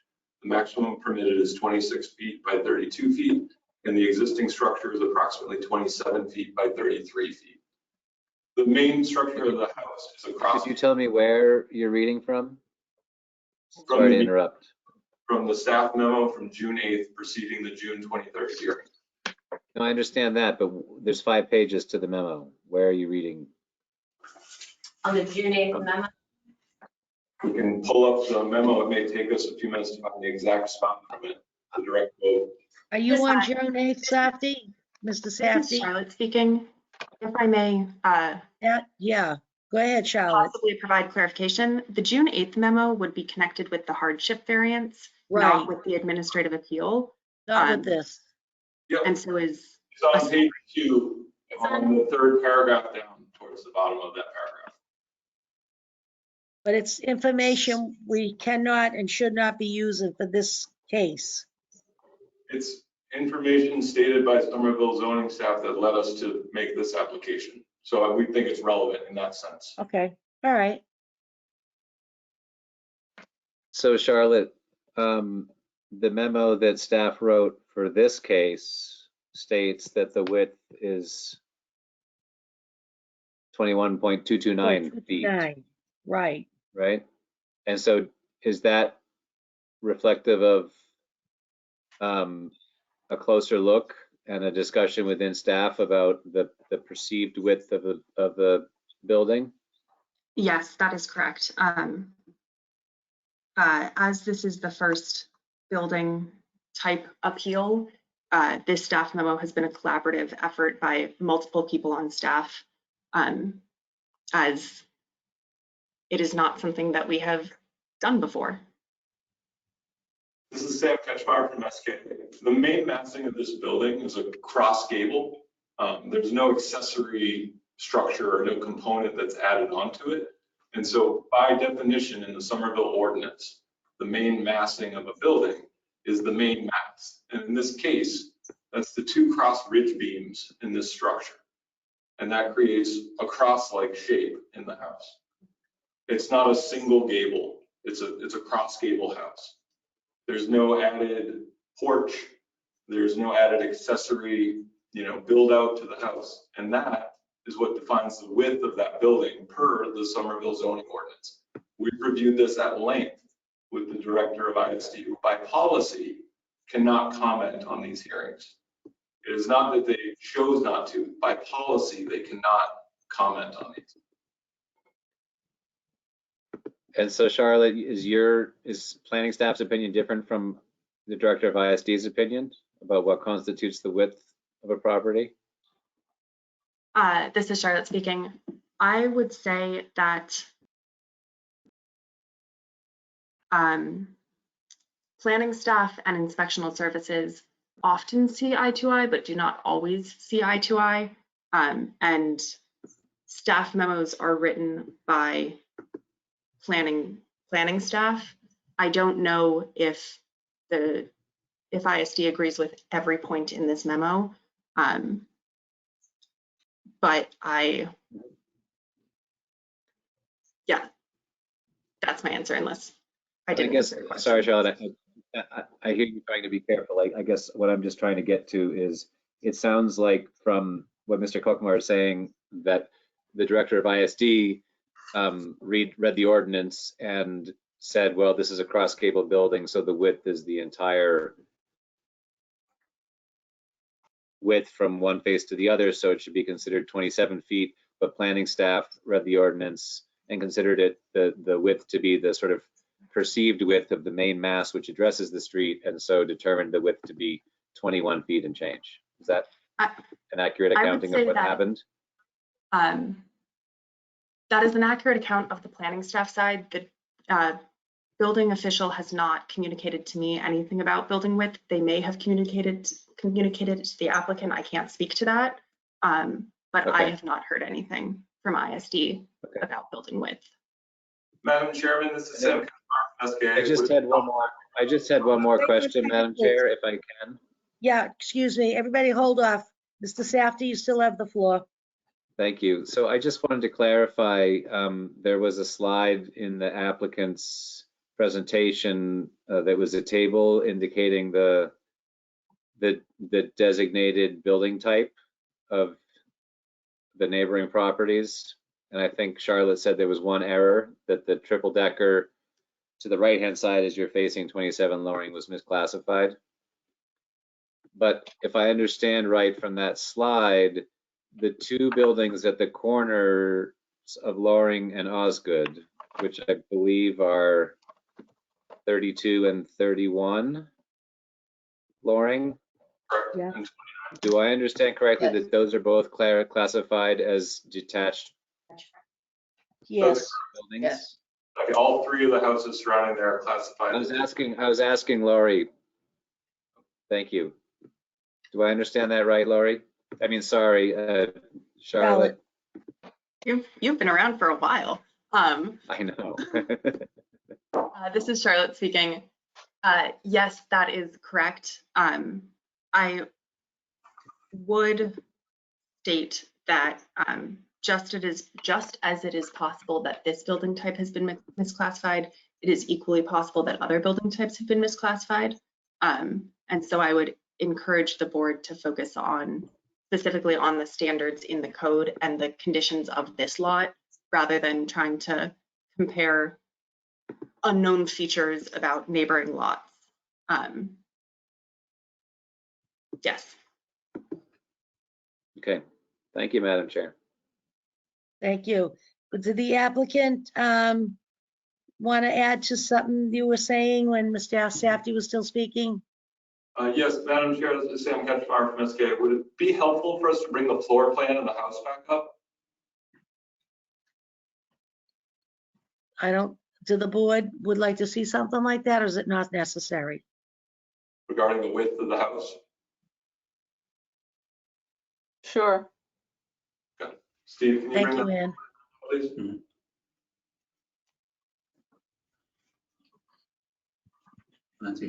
So right here, you can see on the right-hand side, the kitchen and the dining room are what form the cross gable. And the foyer and the living room come back into that. So the width of the house, when one goes to apply for any kind of permit or anything like that, would be from the wall in the upper portion of the house to the wall in the lower portion of the house of the dining room. And that's 26'7". And the depth of the house is 33'1 1/4. If one just quantified the living room and the foyer as the overall width of the house, that would be 21 feet. But that's the discussion we're having here. And and I can go through the different parts and the sections of the Somerville zoning code that we reviewed with Mr. Antanavica regarding what qualifies as building components and what qualifies as accessory elements and what qualifies as building width, if we'd like. What was your second comment? Thank you. About the remeasurement. You said if you went from the kitchen to what area, it was 21, what? So on the left-hand side of that floor plan, in the foyer and then down to the living room, that's sort of Oh, yeah, in the back. the house. But the house comes back and it's a cross gable, and so the Sure. kitchen and dining room are the areas that define the width of this house. It's a small rectangular house, and it's a Yeah. cross gable. And so after reviewing this with Mr. Antanavica, the width of that kitchen and the dining room at 26 foot 7.25, which are on the right-hand side, are Right. width of that building. And there's not a lot of other ways to consider that. And the back is what, 21 what? The back is, and so that's the front that faces the street there, but yeah, it's 21 foot, I'm not sure what's that from there, 21.9 feet, something like that. Okay, all right, thank you. No problem.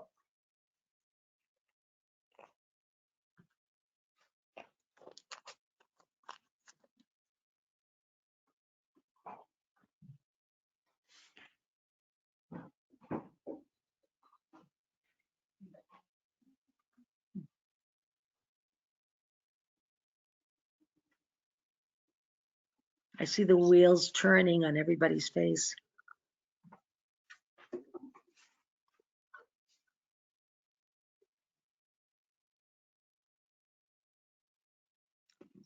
Now, we opened this tonight, and then we've closed the public, so it's all about us here and the applicant. Do you folks need more time to digest this, or are you comfortable enough to make a vote tonight?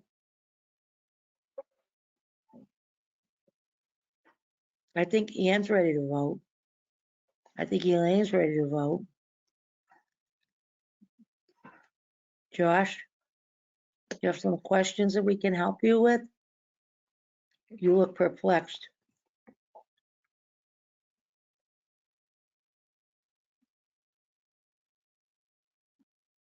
Yeah, I don't feel clear yet. I'd be happy to hear from my colleagues why they are clear, if they Okay. are. Yeah? Ian, one architect to another. Can you help Josh a little bit?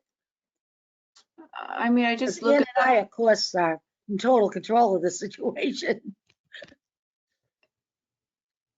I mean, I do see the architects, it's just not the cross gable that's, an element crossing through a large mass. It's at least half of the bulk of the building.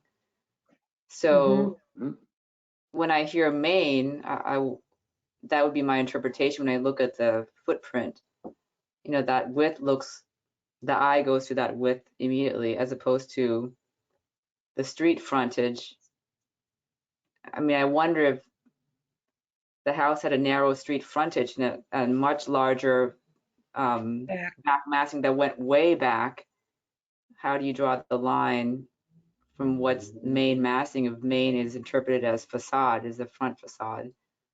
So when I look at the building bulk, it seems like the bulk, or 50% or very close to 50 or more, is that width. So that's my logic. I was So thinking that. that's your logic about the width, but what does that mean for the bigger picture?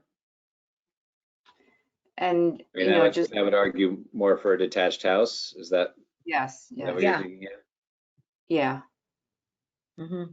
Again, small, eccentric, small detached house, right? It's never conforming or regular. That's Somerville.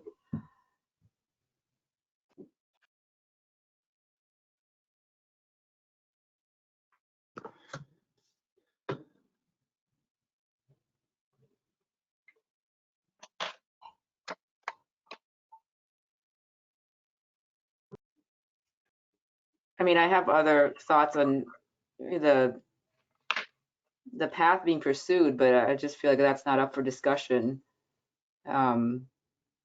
You know, which seemed to be more about communication with staff and, you know, what led them down this path. I wondered why the applicant wouldn't say, this is more like a detached house anyways, can we have this variance? As opposed to going down this technicality, but that's why I was wondering what the end result would be. Does that give them more design freedom, or they'd still have to come back and ask for? Madam Chair, this And- is Joey and Kyle Conroy. And members of the board, we did pursue that path. That was on the June 23rd. Who's speaking? And Joey Speaking. Hello. and Kyle Conroy. Madam Chair. and the Who is outcome, speaking? Madam Chair, this is Jovi and Kyle Conroy. Can you hear us? I can, but there's two people speaking, and I want to know who chimed in, didn't identify themselves for the record. Jovi and Kyle Conroy. So let me speak, Kyle, so that way it's not confusing. So on June 23rd, we did pursue that path. The outcome of that was that, you know, we look at the classification. The design we presented on that meeting was, you know, because we were informed that it shouldn't be a problem to raise the roof. We did present that path, like this is the outcome and this is the variance, and the result was. Jovi, Go ahead.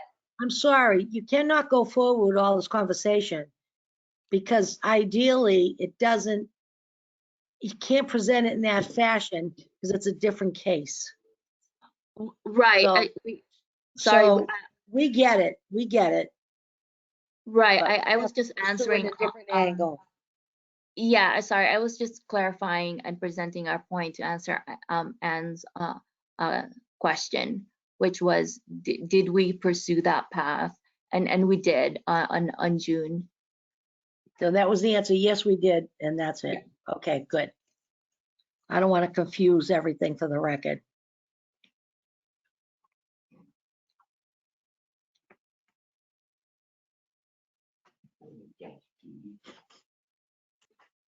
And Madam Chair, Yes, ma'am. and again, just to understand the potential repercussions of this decision, you know, and staff outline again what would be by right versus not, you know, with the cottage or the detached house classification. And I'm still looking at the set of drawings presented, which is the previous design, right? Or we were not supposed to look at that. I pulled that up, but is that not part of this? It's not part of the equation. It's They not would have the set of come up if they didn't make, what they're saying is if they didn't make the application with the calendar of events they gave us, they wouldn't have, from the very beginning, they thought they were dealing with a detached house. And that's So- why they were going forward with what they had. So that's up to us now. Is it detached or is it a cottage? Okay. And you've got to just- wipe out your mind. Because I always open all the drawings up. The permit Yeah. set May 4th, 2021 is not a part of this at all, and No, the new design presented. that's right. Madam- It's not a Madam part of this Chair. at all. Yes. If I may interject, this is Charlotte speaking. The staff memo references the drawings submitted as part of that application only for the purposes of having an existing floor plan, not for the purposes of the proposed drawings in that. It is just no drawings of the building were submitted as part of this application, and we had the drawings and the plot plan from that application. So to look at floor plans and elevations and such, we used the drawings from that packet, but that is the only reason that that case was referenced in the staff memo to begin with. So just to continue further, to be clear, if this were classified as a detached dwelling house, would they be able to submit this set of drawings or not? This is Charlotte speaking. If the board decided tonight that this is that the existing structure is a detached house and the applicant wanted to go forward with the design submitted, presented on those May 4th drawings without any modification, it would continue to require a hardship variance. That said, they could modify it and have a 2.5-story structure by right. That would be their choice, and I can't speculate about what they would choose to do.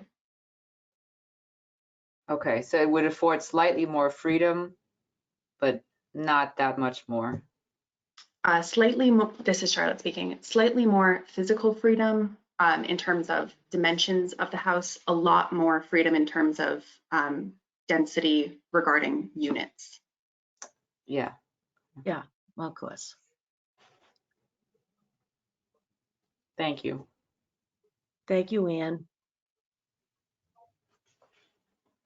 Charlotte, could I ask you to, just so we can all look at it together, to pull up the staff memo and the table on page 4 of it?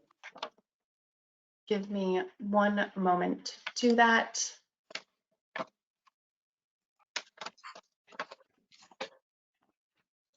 Thank you. We're all looking at the staff memo, correct? Yes. Yep. Great. Yep. So it seems, so this is how I'm thinking about this now.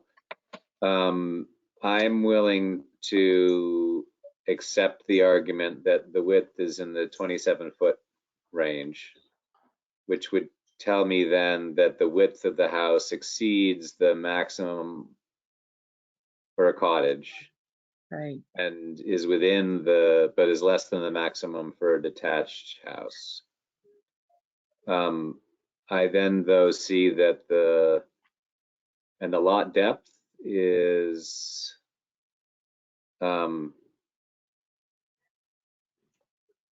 yeah, so 1.3 above the minimum.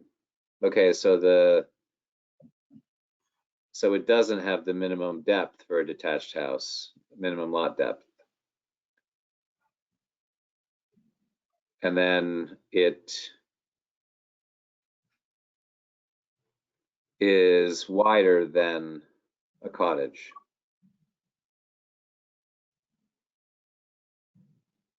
And deeper. So the house, if we accept the 27-foot width, is wider than a cottage and deeper than a cottage. But the lot is narrower than is wider than a minimum, but not as deep as the minimum. Excellent.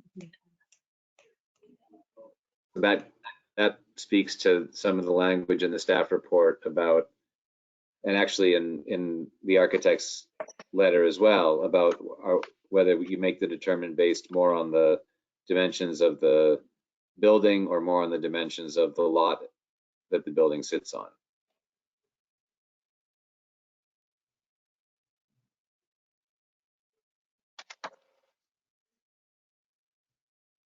And I think I heard you say, Charlotte, that in your opinion, is this what you meant when I said, what are the other 2 houses on the corner classified as? And you said that you would encourage us to think about the dimensions of the lot. This is Charlotte speaking. Yeah. Yes. This, to some extent, as noted in the staff memo, this is a balancing act between let us assume for a moment that the width is 27 feet. I don't know that it is the core point of this meeting. So it is slightly larger than what is required, or the building is slightly larger than what is permitted for a cottage, and the lot is more than slightly smaller than what is required for a detached house. So regardless of how you determine it, it is non-conforming in some way, The question is really which nonconformities are, I don't know the right word, maybe less impactful to the overall determination. Because it is, if it was Yep. fully conforming to one building type, I don't think that this would be a question before the board.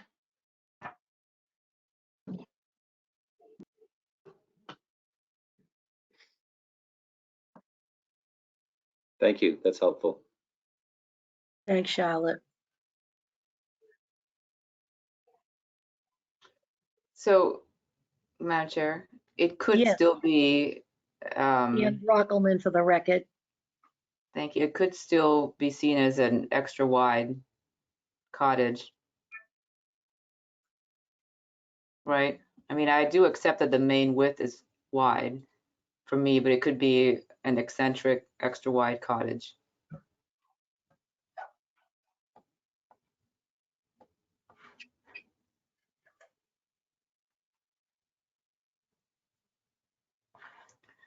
Yeah, and then it seems to me like the description of a cottage type is more in keeping with the existing building. Right, I'm looking at the bottom of page 2 of the memo. Small floor plate detached principal building type with one dwelling unit. Right, 2 variants exists, one with a half story under pitched roof and another with a full height second story and a shallow pitched roof or flat roof. This is Sam Ketchmar speaking from SKA. The Yes. definition of a cottage has both a width, a maximum width, and a maximum depth, which this building exceeds both of, Yes, we understand that. which quantifies it as a detached house. It's the most prevalent building type in the NR district, and that's what most of this neighborhood is, even the surrounding houses with shallower lots. 29, 31, and 32 Loring Street all have shallower lots than 27 Loring Street and are all quantified as detached houses. Which again leads us to the idea that this is just a misclassification. If I may again remind the board that there are more factors going into determining what building type an existing building is than simply lot depth.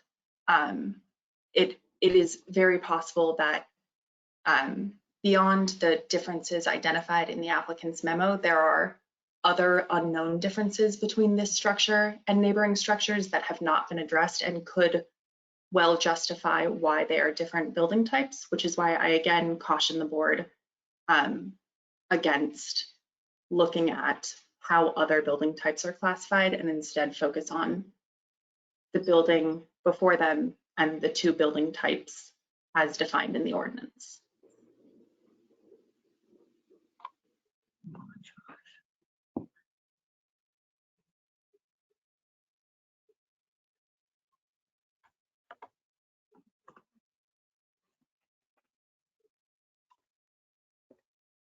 Ian Brockelman. I'm trying to understand, again, the history of this case. You've come before the board only once before, right? Not twice. Correct. And can I make one statement real quick, Ann? The bottom 2 in the staff memo quantifies the general character of both a cottage and a detached house, not just a cottage. Just for clarification for the record.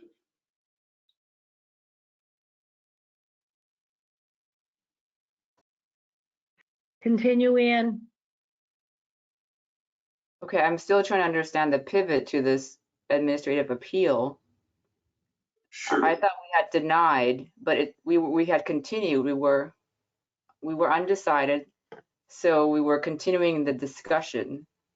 So On the that last case, not this. Loring Street, right? We've heard it once and we continued. Right, so it's still an open case till the It 22nd of October. at some point, I thought it sounded like it was withdrawn or withdrawn, and then here's a new approach, No, and which really is forcing us to look at this question as opposed to, hey, it's a, extra big cottage, non-conforming, look at the fabric and still, may we build as we designed.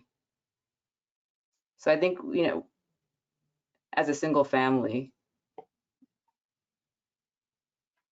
So, but this is the path that the applicant chose. Do you see what I right, mean? we had, As well, opposed to we had, discussing further, it's still a cottage, it's an extra wide, whatever cottage, but looking at the fabric and making it tall, it still fits in. And can we maximize our, what we have, with our growing family? So that was what I thought this was about. But then now it's become about this detached versus cottage, as opposed to the project overall, which I think is what matters at the end. What do you build and what does it fit in the end? This opens up a can of worms if it can become a 3-family, which I'm not sure I'm comfortable about. I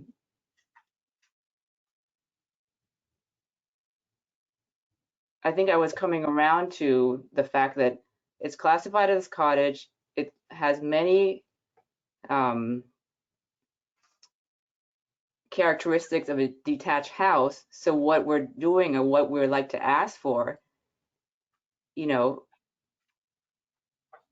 should be still fits in within the fabric. Do you know what I mean? There is a gray area that we could still keep talking about, but now it's black and white. And it's just, I think it makes it more difficult. Because now we don't know if you're coming back with a 3-family. I mean, we know you're saying you're not, but it just opens up a whole nother. Madam Chairman, this is Sam Ketchmark from SK. Is there any way to quantify into the record that to put it onto the deed that this will not be a 3-family and will stay a single family? Because what we were encouraged at the previous hearing was to talk with the city and with the zoning, and we went to the director of ISD, met with him in regards to what this building should be classified as and how we should approach this variance. His determination was that this was misclassified as a detached house and that we should come back, get it reclassified, and then pursue the variance on this. And that's what we're trying to do per the guidance we've received from the city of Somerville. I feel like there's a conversation as if like, if this is approved, there's going to be trying to be like a 3-family development. And the house is on such a small lot and it's such a small house now, none of that would meet any type of zoning or any type of variance.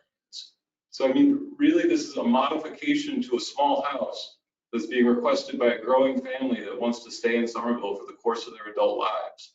And I hope that's what we can discuss and review. This is Charlotte speaking, if I may. I just Yes, do want to, Charlotte. I think the fact that this property has 2 distinct and separate cases before the board at the same time is causing some mixed signals. And I just do want to reconfirm for the board and for the record that the only question being discussed tonight is the existing structure a cottage or is the existing structure a detached house? What the applicant plans to do with the structure after this appeal is determined is not relevant. So I don't think I understood that fully. This is a separate case. Yes. A separate number and everything. What happened, Ian, Separate is case that, open. and we opened up the old case, the original case on June 23rd. We continued to the 14th.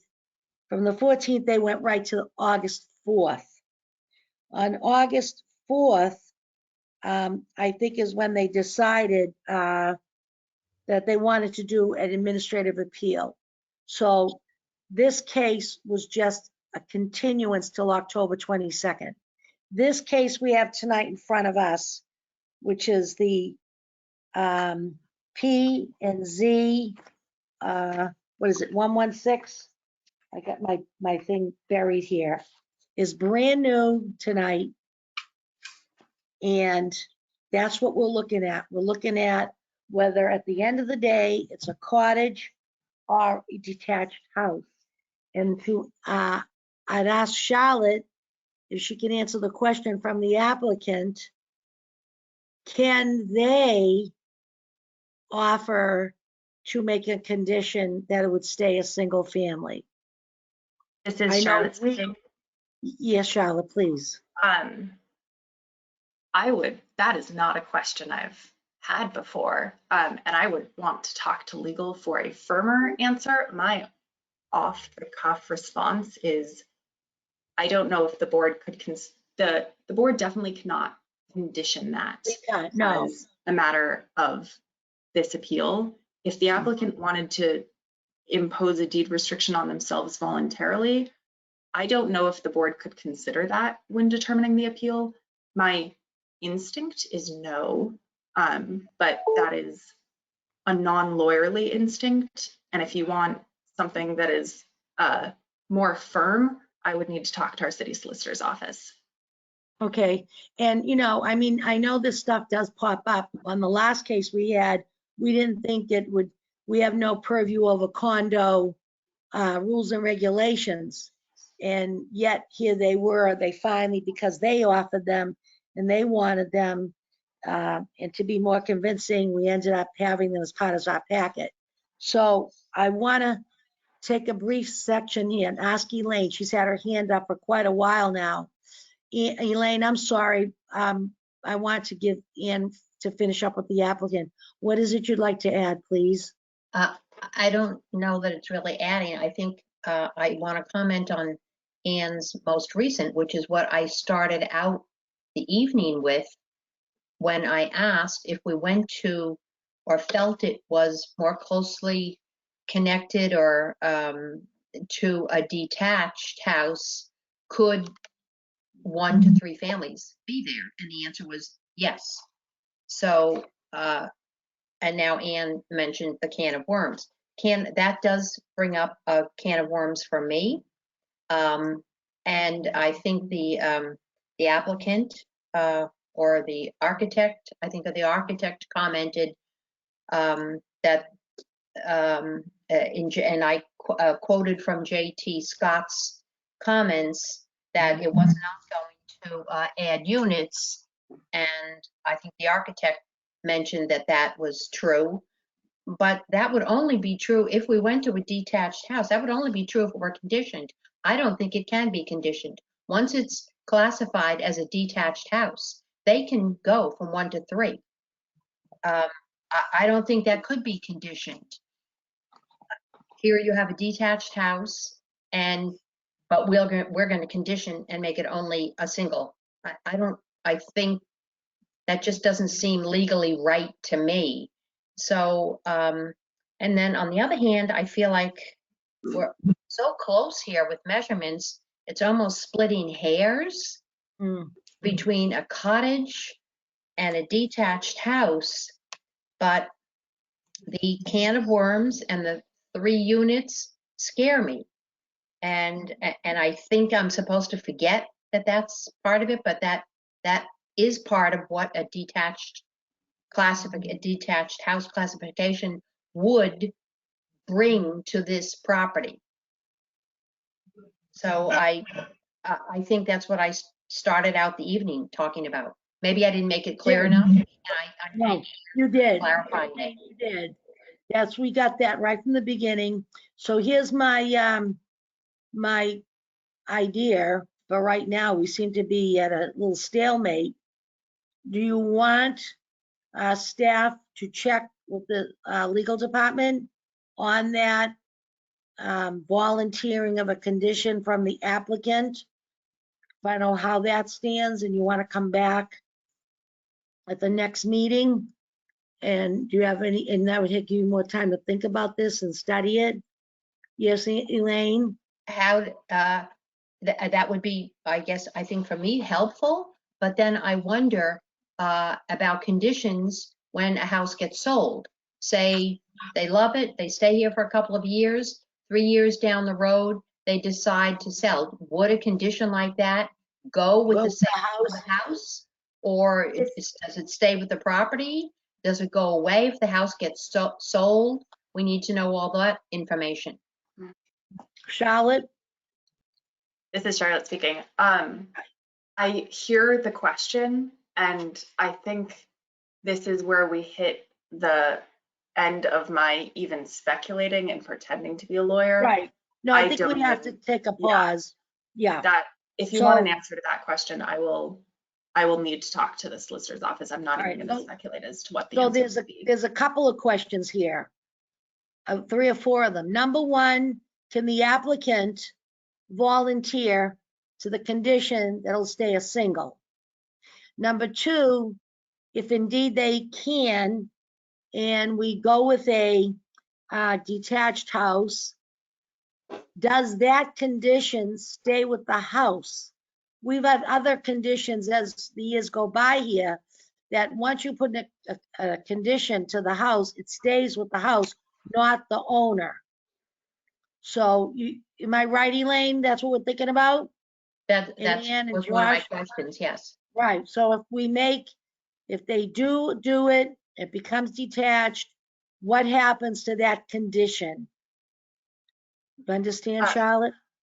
This is Charlotte speaking. So just to clarify, if we're using like kind of our common parlance of conditions being things that boards attach to decisions, that is definitely not possible in this case. You cannot attach any conditions to your decision. Separately, yeah, Right. the applicant could voluntarily impose a deed restriction on their own property.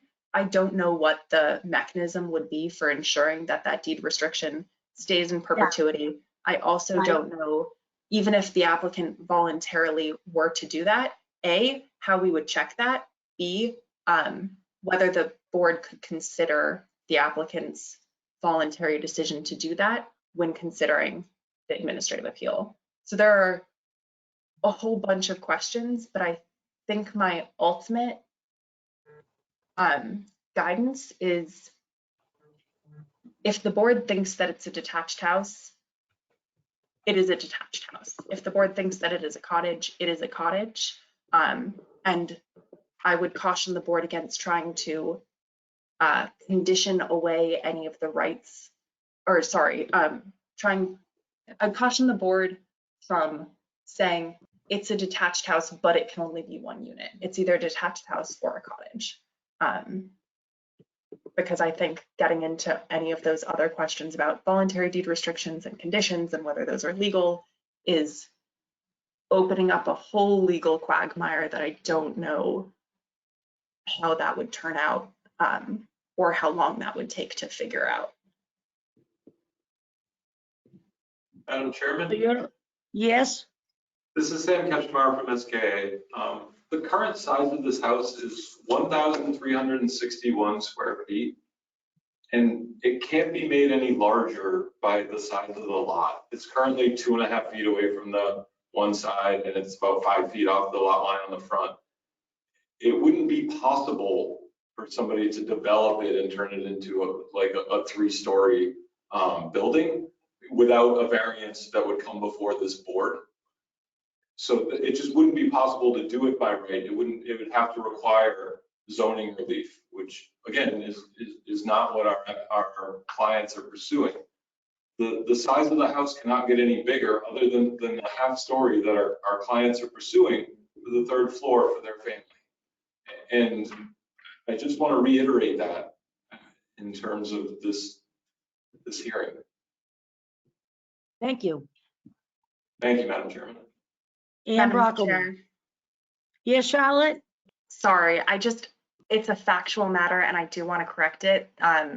The building could get, if this was determined to be a detached house and as a cottage, the building can get bigger through the use of building components if it's a cottage, and expanding the main massing and building components if it's a detached house. So the statement that it cannot get larger is false, regardless of which building type it ends up being classified as. I wouldn't know how that would be possible through the zoning ordinance. Can you clarify that?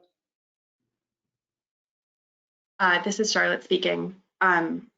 Staff generally do not give architectural advice, but if I am just thinking off the top of my head of possibilities that could be explored, side wings, rear additions are both permitted on cottages and allow the overall floor plate of the building to expand, even if they don't allow the floor plate of the main massing to expand. But that is not relevant to this case. Right, because the house is already over the zoning setbacks. It can't go any closer to the lot lines. Madam Chair, I'm happy to keep answering the applicant's questions if you wish about how the zoning functions, but unless you request me to do that, I will defer back to you for the matter at hand. No. Yeah, no, Ann Brockelman had her hand up. And you know what? We're not going to start getting getting in a debate and getting negative and challenging. Because then we can just do this, because we can just shut this down right now. So let's everybody keep a cool head and not question staff. We'll go through the chair for the rest of the meeting. Ann Brockelman. Madam Chair, I just want to take a step back and, talk to Kyle and Jovi personally. I mean, I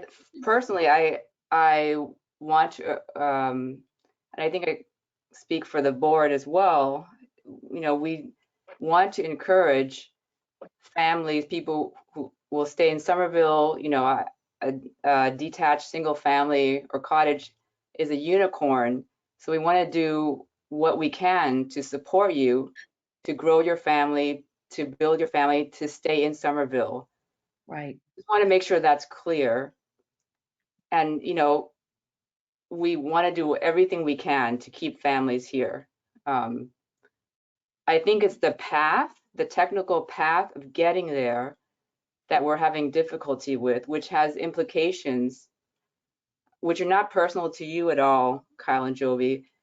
And I'm frankly a bit surprised that this has come up in this way. I know there's been lots of discussions with staff, but as far as the board's concerned, in the last meeting, the classification did come up. We were undecided. We needed more time to discuss it.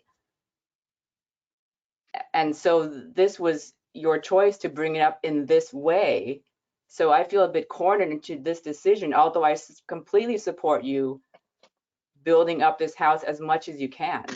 I just want to make that clear. We're not trying to not let you stay in your, my heart goes out to you. I hear your, you plead your case. But the technicality of this, then is a reclassification a path to other projects, because so many projects are in this gray area, right? I would have welcomed the debate of, hey, this actually is more like a detached versus cottage, therefore can we still have this variance, as opposed to it's black and white, this is the path. So that's my difficulty with it, because we didn't direct you to go down this path, right? We were still sitting on the decision, discussing it, mulling it over. And so I'm surprised to be forced to make this, black and white thing. And if we don't, then we don't support a family staying. It's not like that. It's the path, which is why I'm still asking at the end of the day, for me, it's the massing, does it fit in to the neighborhood? But this path has other implications, which you can hear now that the board is not completely comfortable with. So it's just not this black and white that, vote on this or we can't have our house. I don't think it's that. So, you know, this is the unfortunate meandering way to get to the end, but we all support, you know, the end. We want you to stay. We want you to find a way to have more space. It looks like you have a great architect. The drawings are great, you know, very clear. But the discussion is how to get there. And let's work together and not be so adversarial and it's this or that. That's just what I want to say. Thank you. Thank you, Ann. And Chair. Madam Chair and members of the board, thank you, Anne, and for that. This is Jovi Conroy. Yes, Thank you Joe. for the support. We did go through that path, and from the communication from the city and from our last meeting, what we understood was that the variance that we put in was not going to be supported by the city, and that we needed to go to this path to look at the classification of the house. It's to us, it's very confusing because we were communicated in one way, and then we went and had a meeting, and then it didn't get approval or anything. And then, you know, we were directed with ISD, and they directed us based on the conversation that this would be the right path. And so it is, you know, very challenging for us. Madam Chairman, this is Sam Ketchmark from SKA. Could I make a suggestion? Yes. Would it be possible to have ISD review the classification of this house and perhaps have them, you know, issue guidance or determination if the board didn't want to make a black and white decision on that? Would that be a possible idea? I'm just trying to think how this could be helpful in some way. I don't know. I mean, that's why we're here. That's our choice to make at this point. I mean, ISD has said in this little write-up here that, you know, they can't change that. That isn't how it goes. It comes to us. That's what, am I speaking right, Charlotte? Madam That's Chair, why it's in front of us. an administrative appeal is an appeal of a decision by ISD or by Right. the planning and zoning director, but in this case, it's an appeal of a decision by ISD. Right. And they said it was a cottage, and now that's where the applicant can make the appeal to us. That's a detached house. Correct. And that's our choice, correct? That is correct. This is So Charlotte. ISD is out of it at this point. Yes, Charlotte Yeah. speaking. ISD could comment to the board, but ISD cannot make a decision for the board. Right.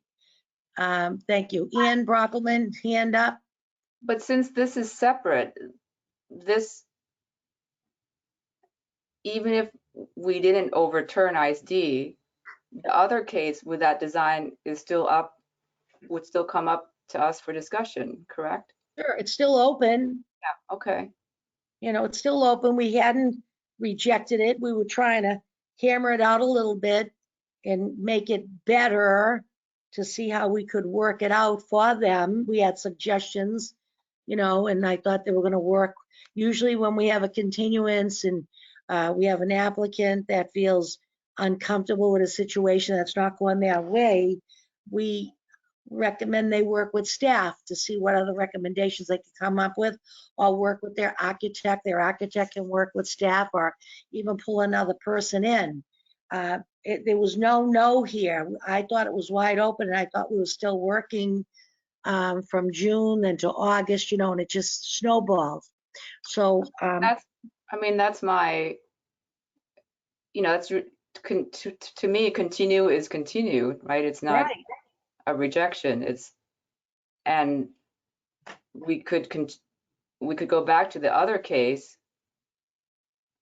with this understanding of this gray area, which nobody can agree upon, right? That would Well, still inform that case without having to make this decision. Right. Well, see, I think that's what muddied the water, is that if we didn't have that case and we didn't know about that case, a lot of this talk, it basically would boil down to Is it gonna stay a 1, 2, or 3? If we go to the detached, it can go to 3. If you don't feel this neighborhood or any future design can handle that, then you'd say no to detached. Or you don't feel the numbers balance. You know, I got confused with the going back and forth with ISD and with the measurements, and then, you know, all of a sudden, you know, it's like some other cases, is a de minimis, a non-de minimis? You know, we're talking here 1 point, like not even a half, like a inches, as opposed to footage, you know, when we're doing these here, going back and forth. So it's kind of confusing, but I think the sizes fall in line enough for me to make it detached. That's not my issue. My issue is, as zoning board of appeals, we're there to protect the neighbor, the neighborhoods, and all that other stuff. And is, you know, do we feel, what's the future bring for a property like this, right? I think that's what Elaine's issue is. Number one, from the beginning, that was the first thing we heard. If it becomes detached, how big can they go? 1, 2, 3. So we have to decide whether it's a, you know, what the future brings and what the measurements are. Those are our 2 scales. Now, if you folks think, you know, it doesn't look like we have an answer here tonight. I think you guys gotta walk away, unless you tell me different, because I always say it's the pleasure of the board. Did you folks want to absorb this and vote on this? Advise them to continue, or do you need time to think about where are we here? I don't know where we are right now with you folks. Madam Chair, this is Kyle Conroy, if I may speak. Yes, Kyle. Yes, please. I'd just like to say we certainly didn't intend to get into a debate about the number of units. That's not really something that we had considered. I guess to speak a little bit more to what Ann Brockelman said, we felt like in the June 23rd meeting that we didn't have the clear support of the board, which was stated. And I believe Sam Kashmir asked if we could get any recommendations from the board or from the zoning board staff. And the zoning board staff told us that it's not their place to make recommendations. So I just have to say, I would love to work with the board to make this work. We would love to work with the board to make this work. I will say, you know, we went down this path because we did think we had a strong argument, and we felt like this was our only choice at the time. Okay, thank you. Thank you, Kyle. Madam Chairman, this Who is this? Tiffany Frary from SKA. Okay, Stephanie? The only other thing I'd like to say in answer, I think, to Ann's question as well of how we got to this place is that, you know, in our conversations and our emails with Charlotte about the dimensions of the house, the neighborhood, and so on, we were encouraged to speak with ISD about how they came to the building type for this particular property. In those conversations with ISD, that is where we were under the impression from them that it seemed like the building had been misclassified. So it was a chain of events of talking to Charlotte, talking to ISD, and coming to the conclusion saying, well, maybe this is a mistake. Maybe this house was misclassified right from the beginning. We're looking to add a half story to create a marginal amount of additional living space for this family. We felt like it was a logical path to pursue based on the conversations we had with both Charlotte and ISD. So it was not our intent to muddy the waters. It was really a progression of conversations that led us to say, oh, well, maybe this is just a mistake. Maybe we're able to build by right in a different way that might be easier than pursuing a hardship variance. I appreciate that. And we're not, when I said about muddy the water, I didn't mean that it was something intentional. I just meant it's something that we're living with right now. You know, we keep steering back. We've got to like block that right out of our mind. What happened here was the cart came before the horse, so to speak. I think, you know, we would have clearer heads if we weren't involved with the other presentation.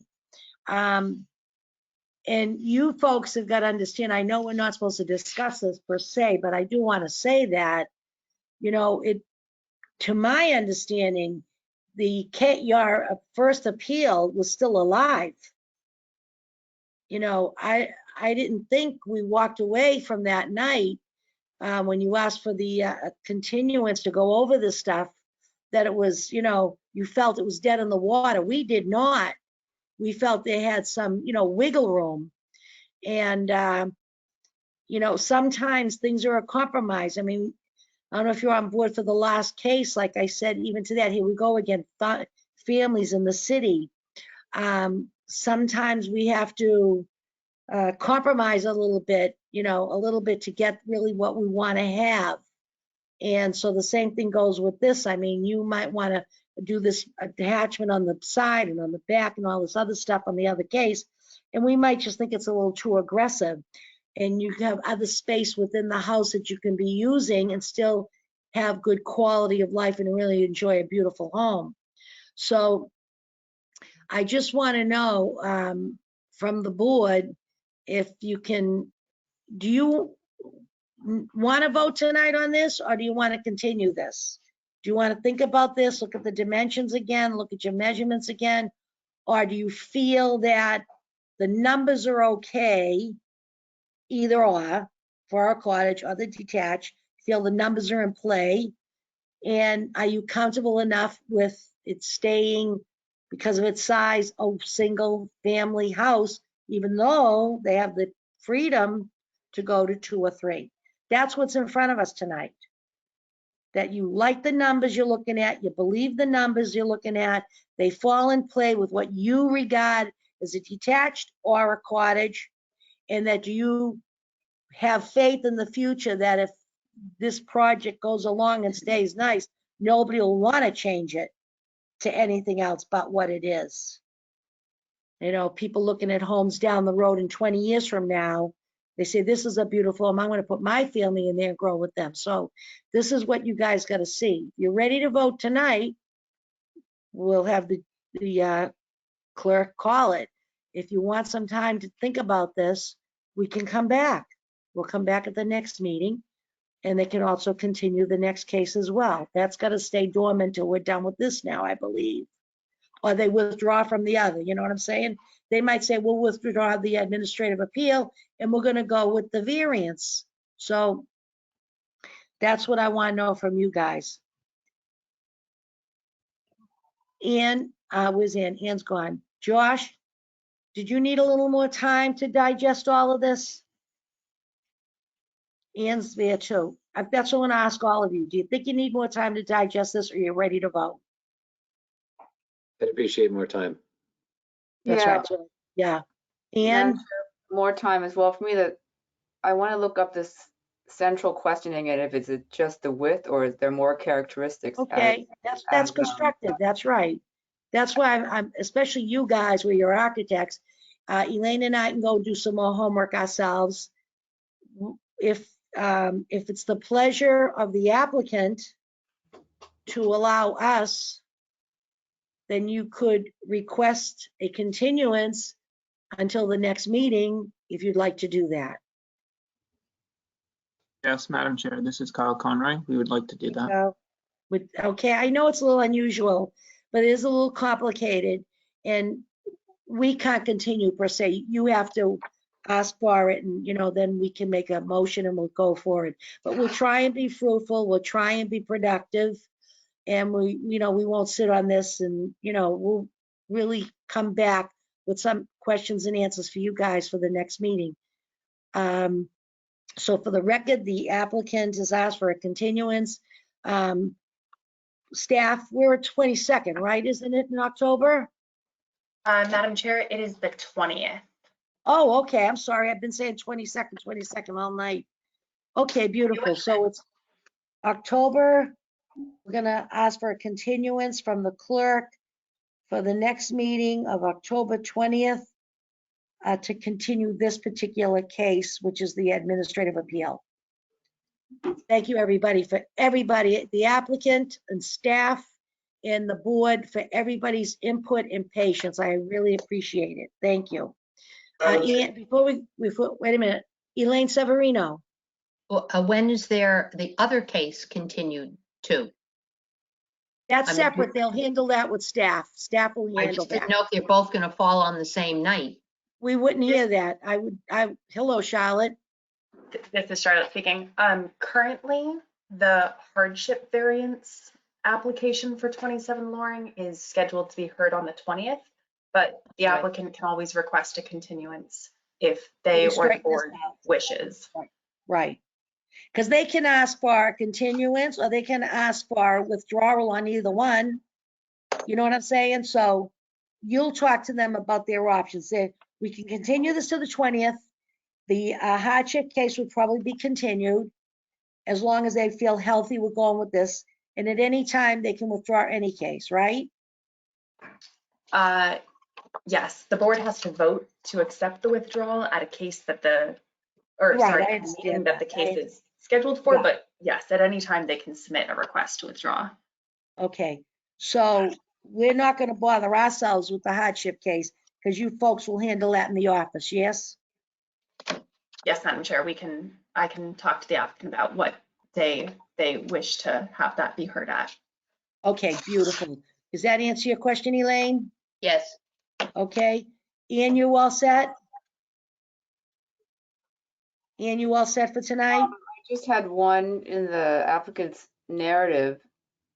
And Charlotte, you can tell us if this is an option. It says the most ISD will do is state we have no objections to a request if a board asks our opinion on a submitted case. Is that something we want to do? Where are you reading this? The administrative appeal narrative. Page 2. Yes, that in bold right there. Madam Chairman, this is Tiffany from SKA.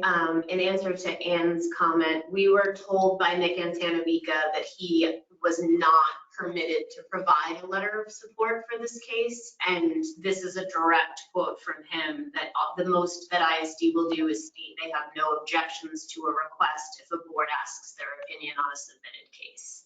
So this came from Nick in response to our asking if he would either attend this meeting or provide a letter of support for our case. Right, so I'm asking Charlotte, staff, if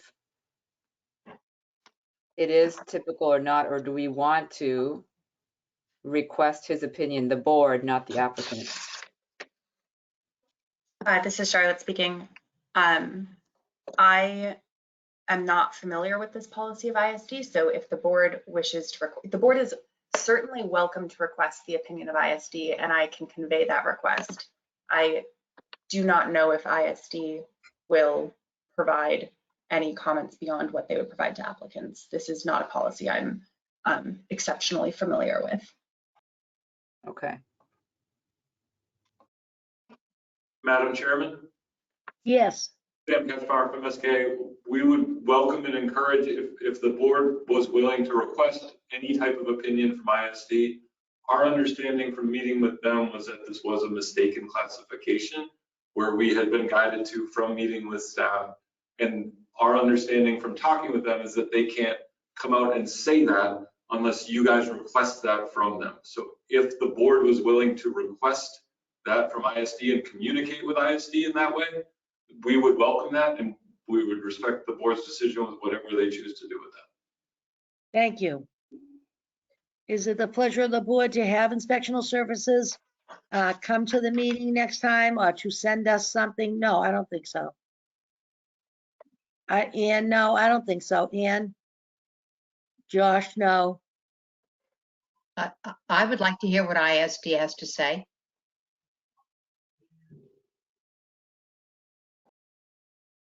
Okay. Charlotte, how do we handle this? Do we handle it as something that we're going to get in writing or does it come to the meeting?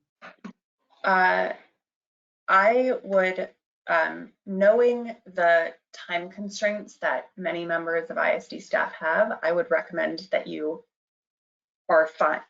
request something in writing, as that will allow them to answer on their own schedule, rather than needing Well, to. all right, let's do this. If you would be so kind to go forward with this, Elaine wants it, to go forward with ISD. Tell them about, we're having this case, tell them we need them to respond to the questions in writing or in person, because that is really beholding that if he's inspectional services and he thinks it's a detached house, then he thinks it's a detached house, and that gives us more leverage in changing the category. So we're going to continue till the 20th. You will be so kind to talk to them about that. And I'll talk to you, see what's going to happen, what we can expect. I've never had this happen before. That's why I want to make sure that we do it right. Madam Chair. You know, it's might be something we have more in the future.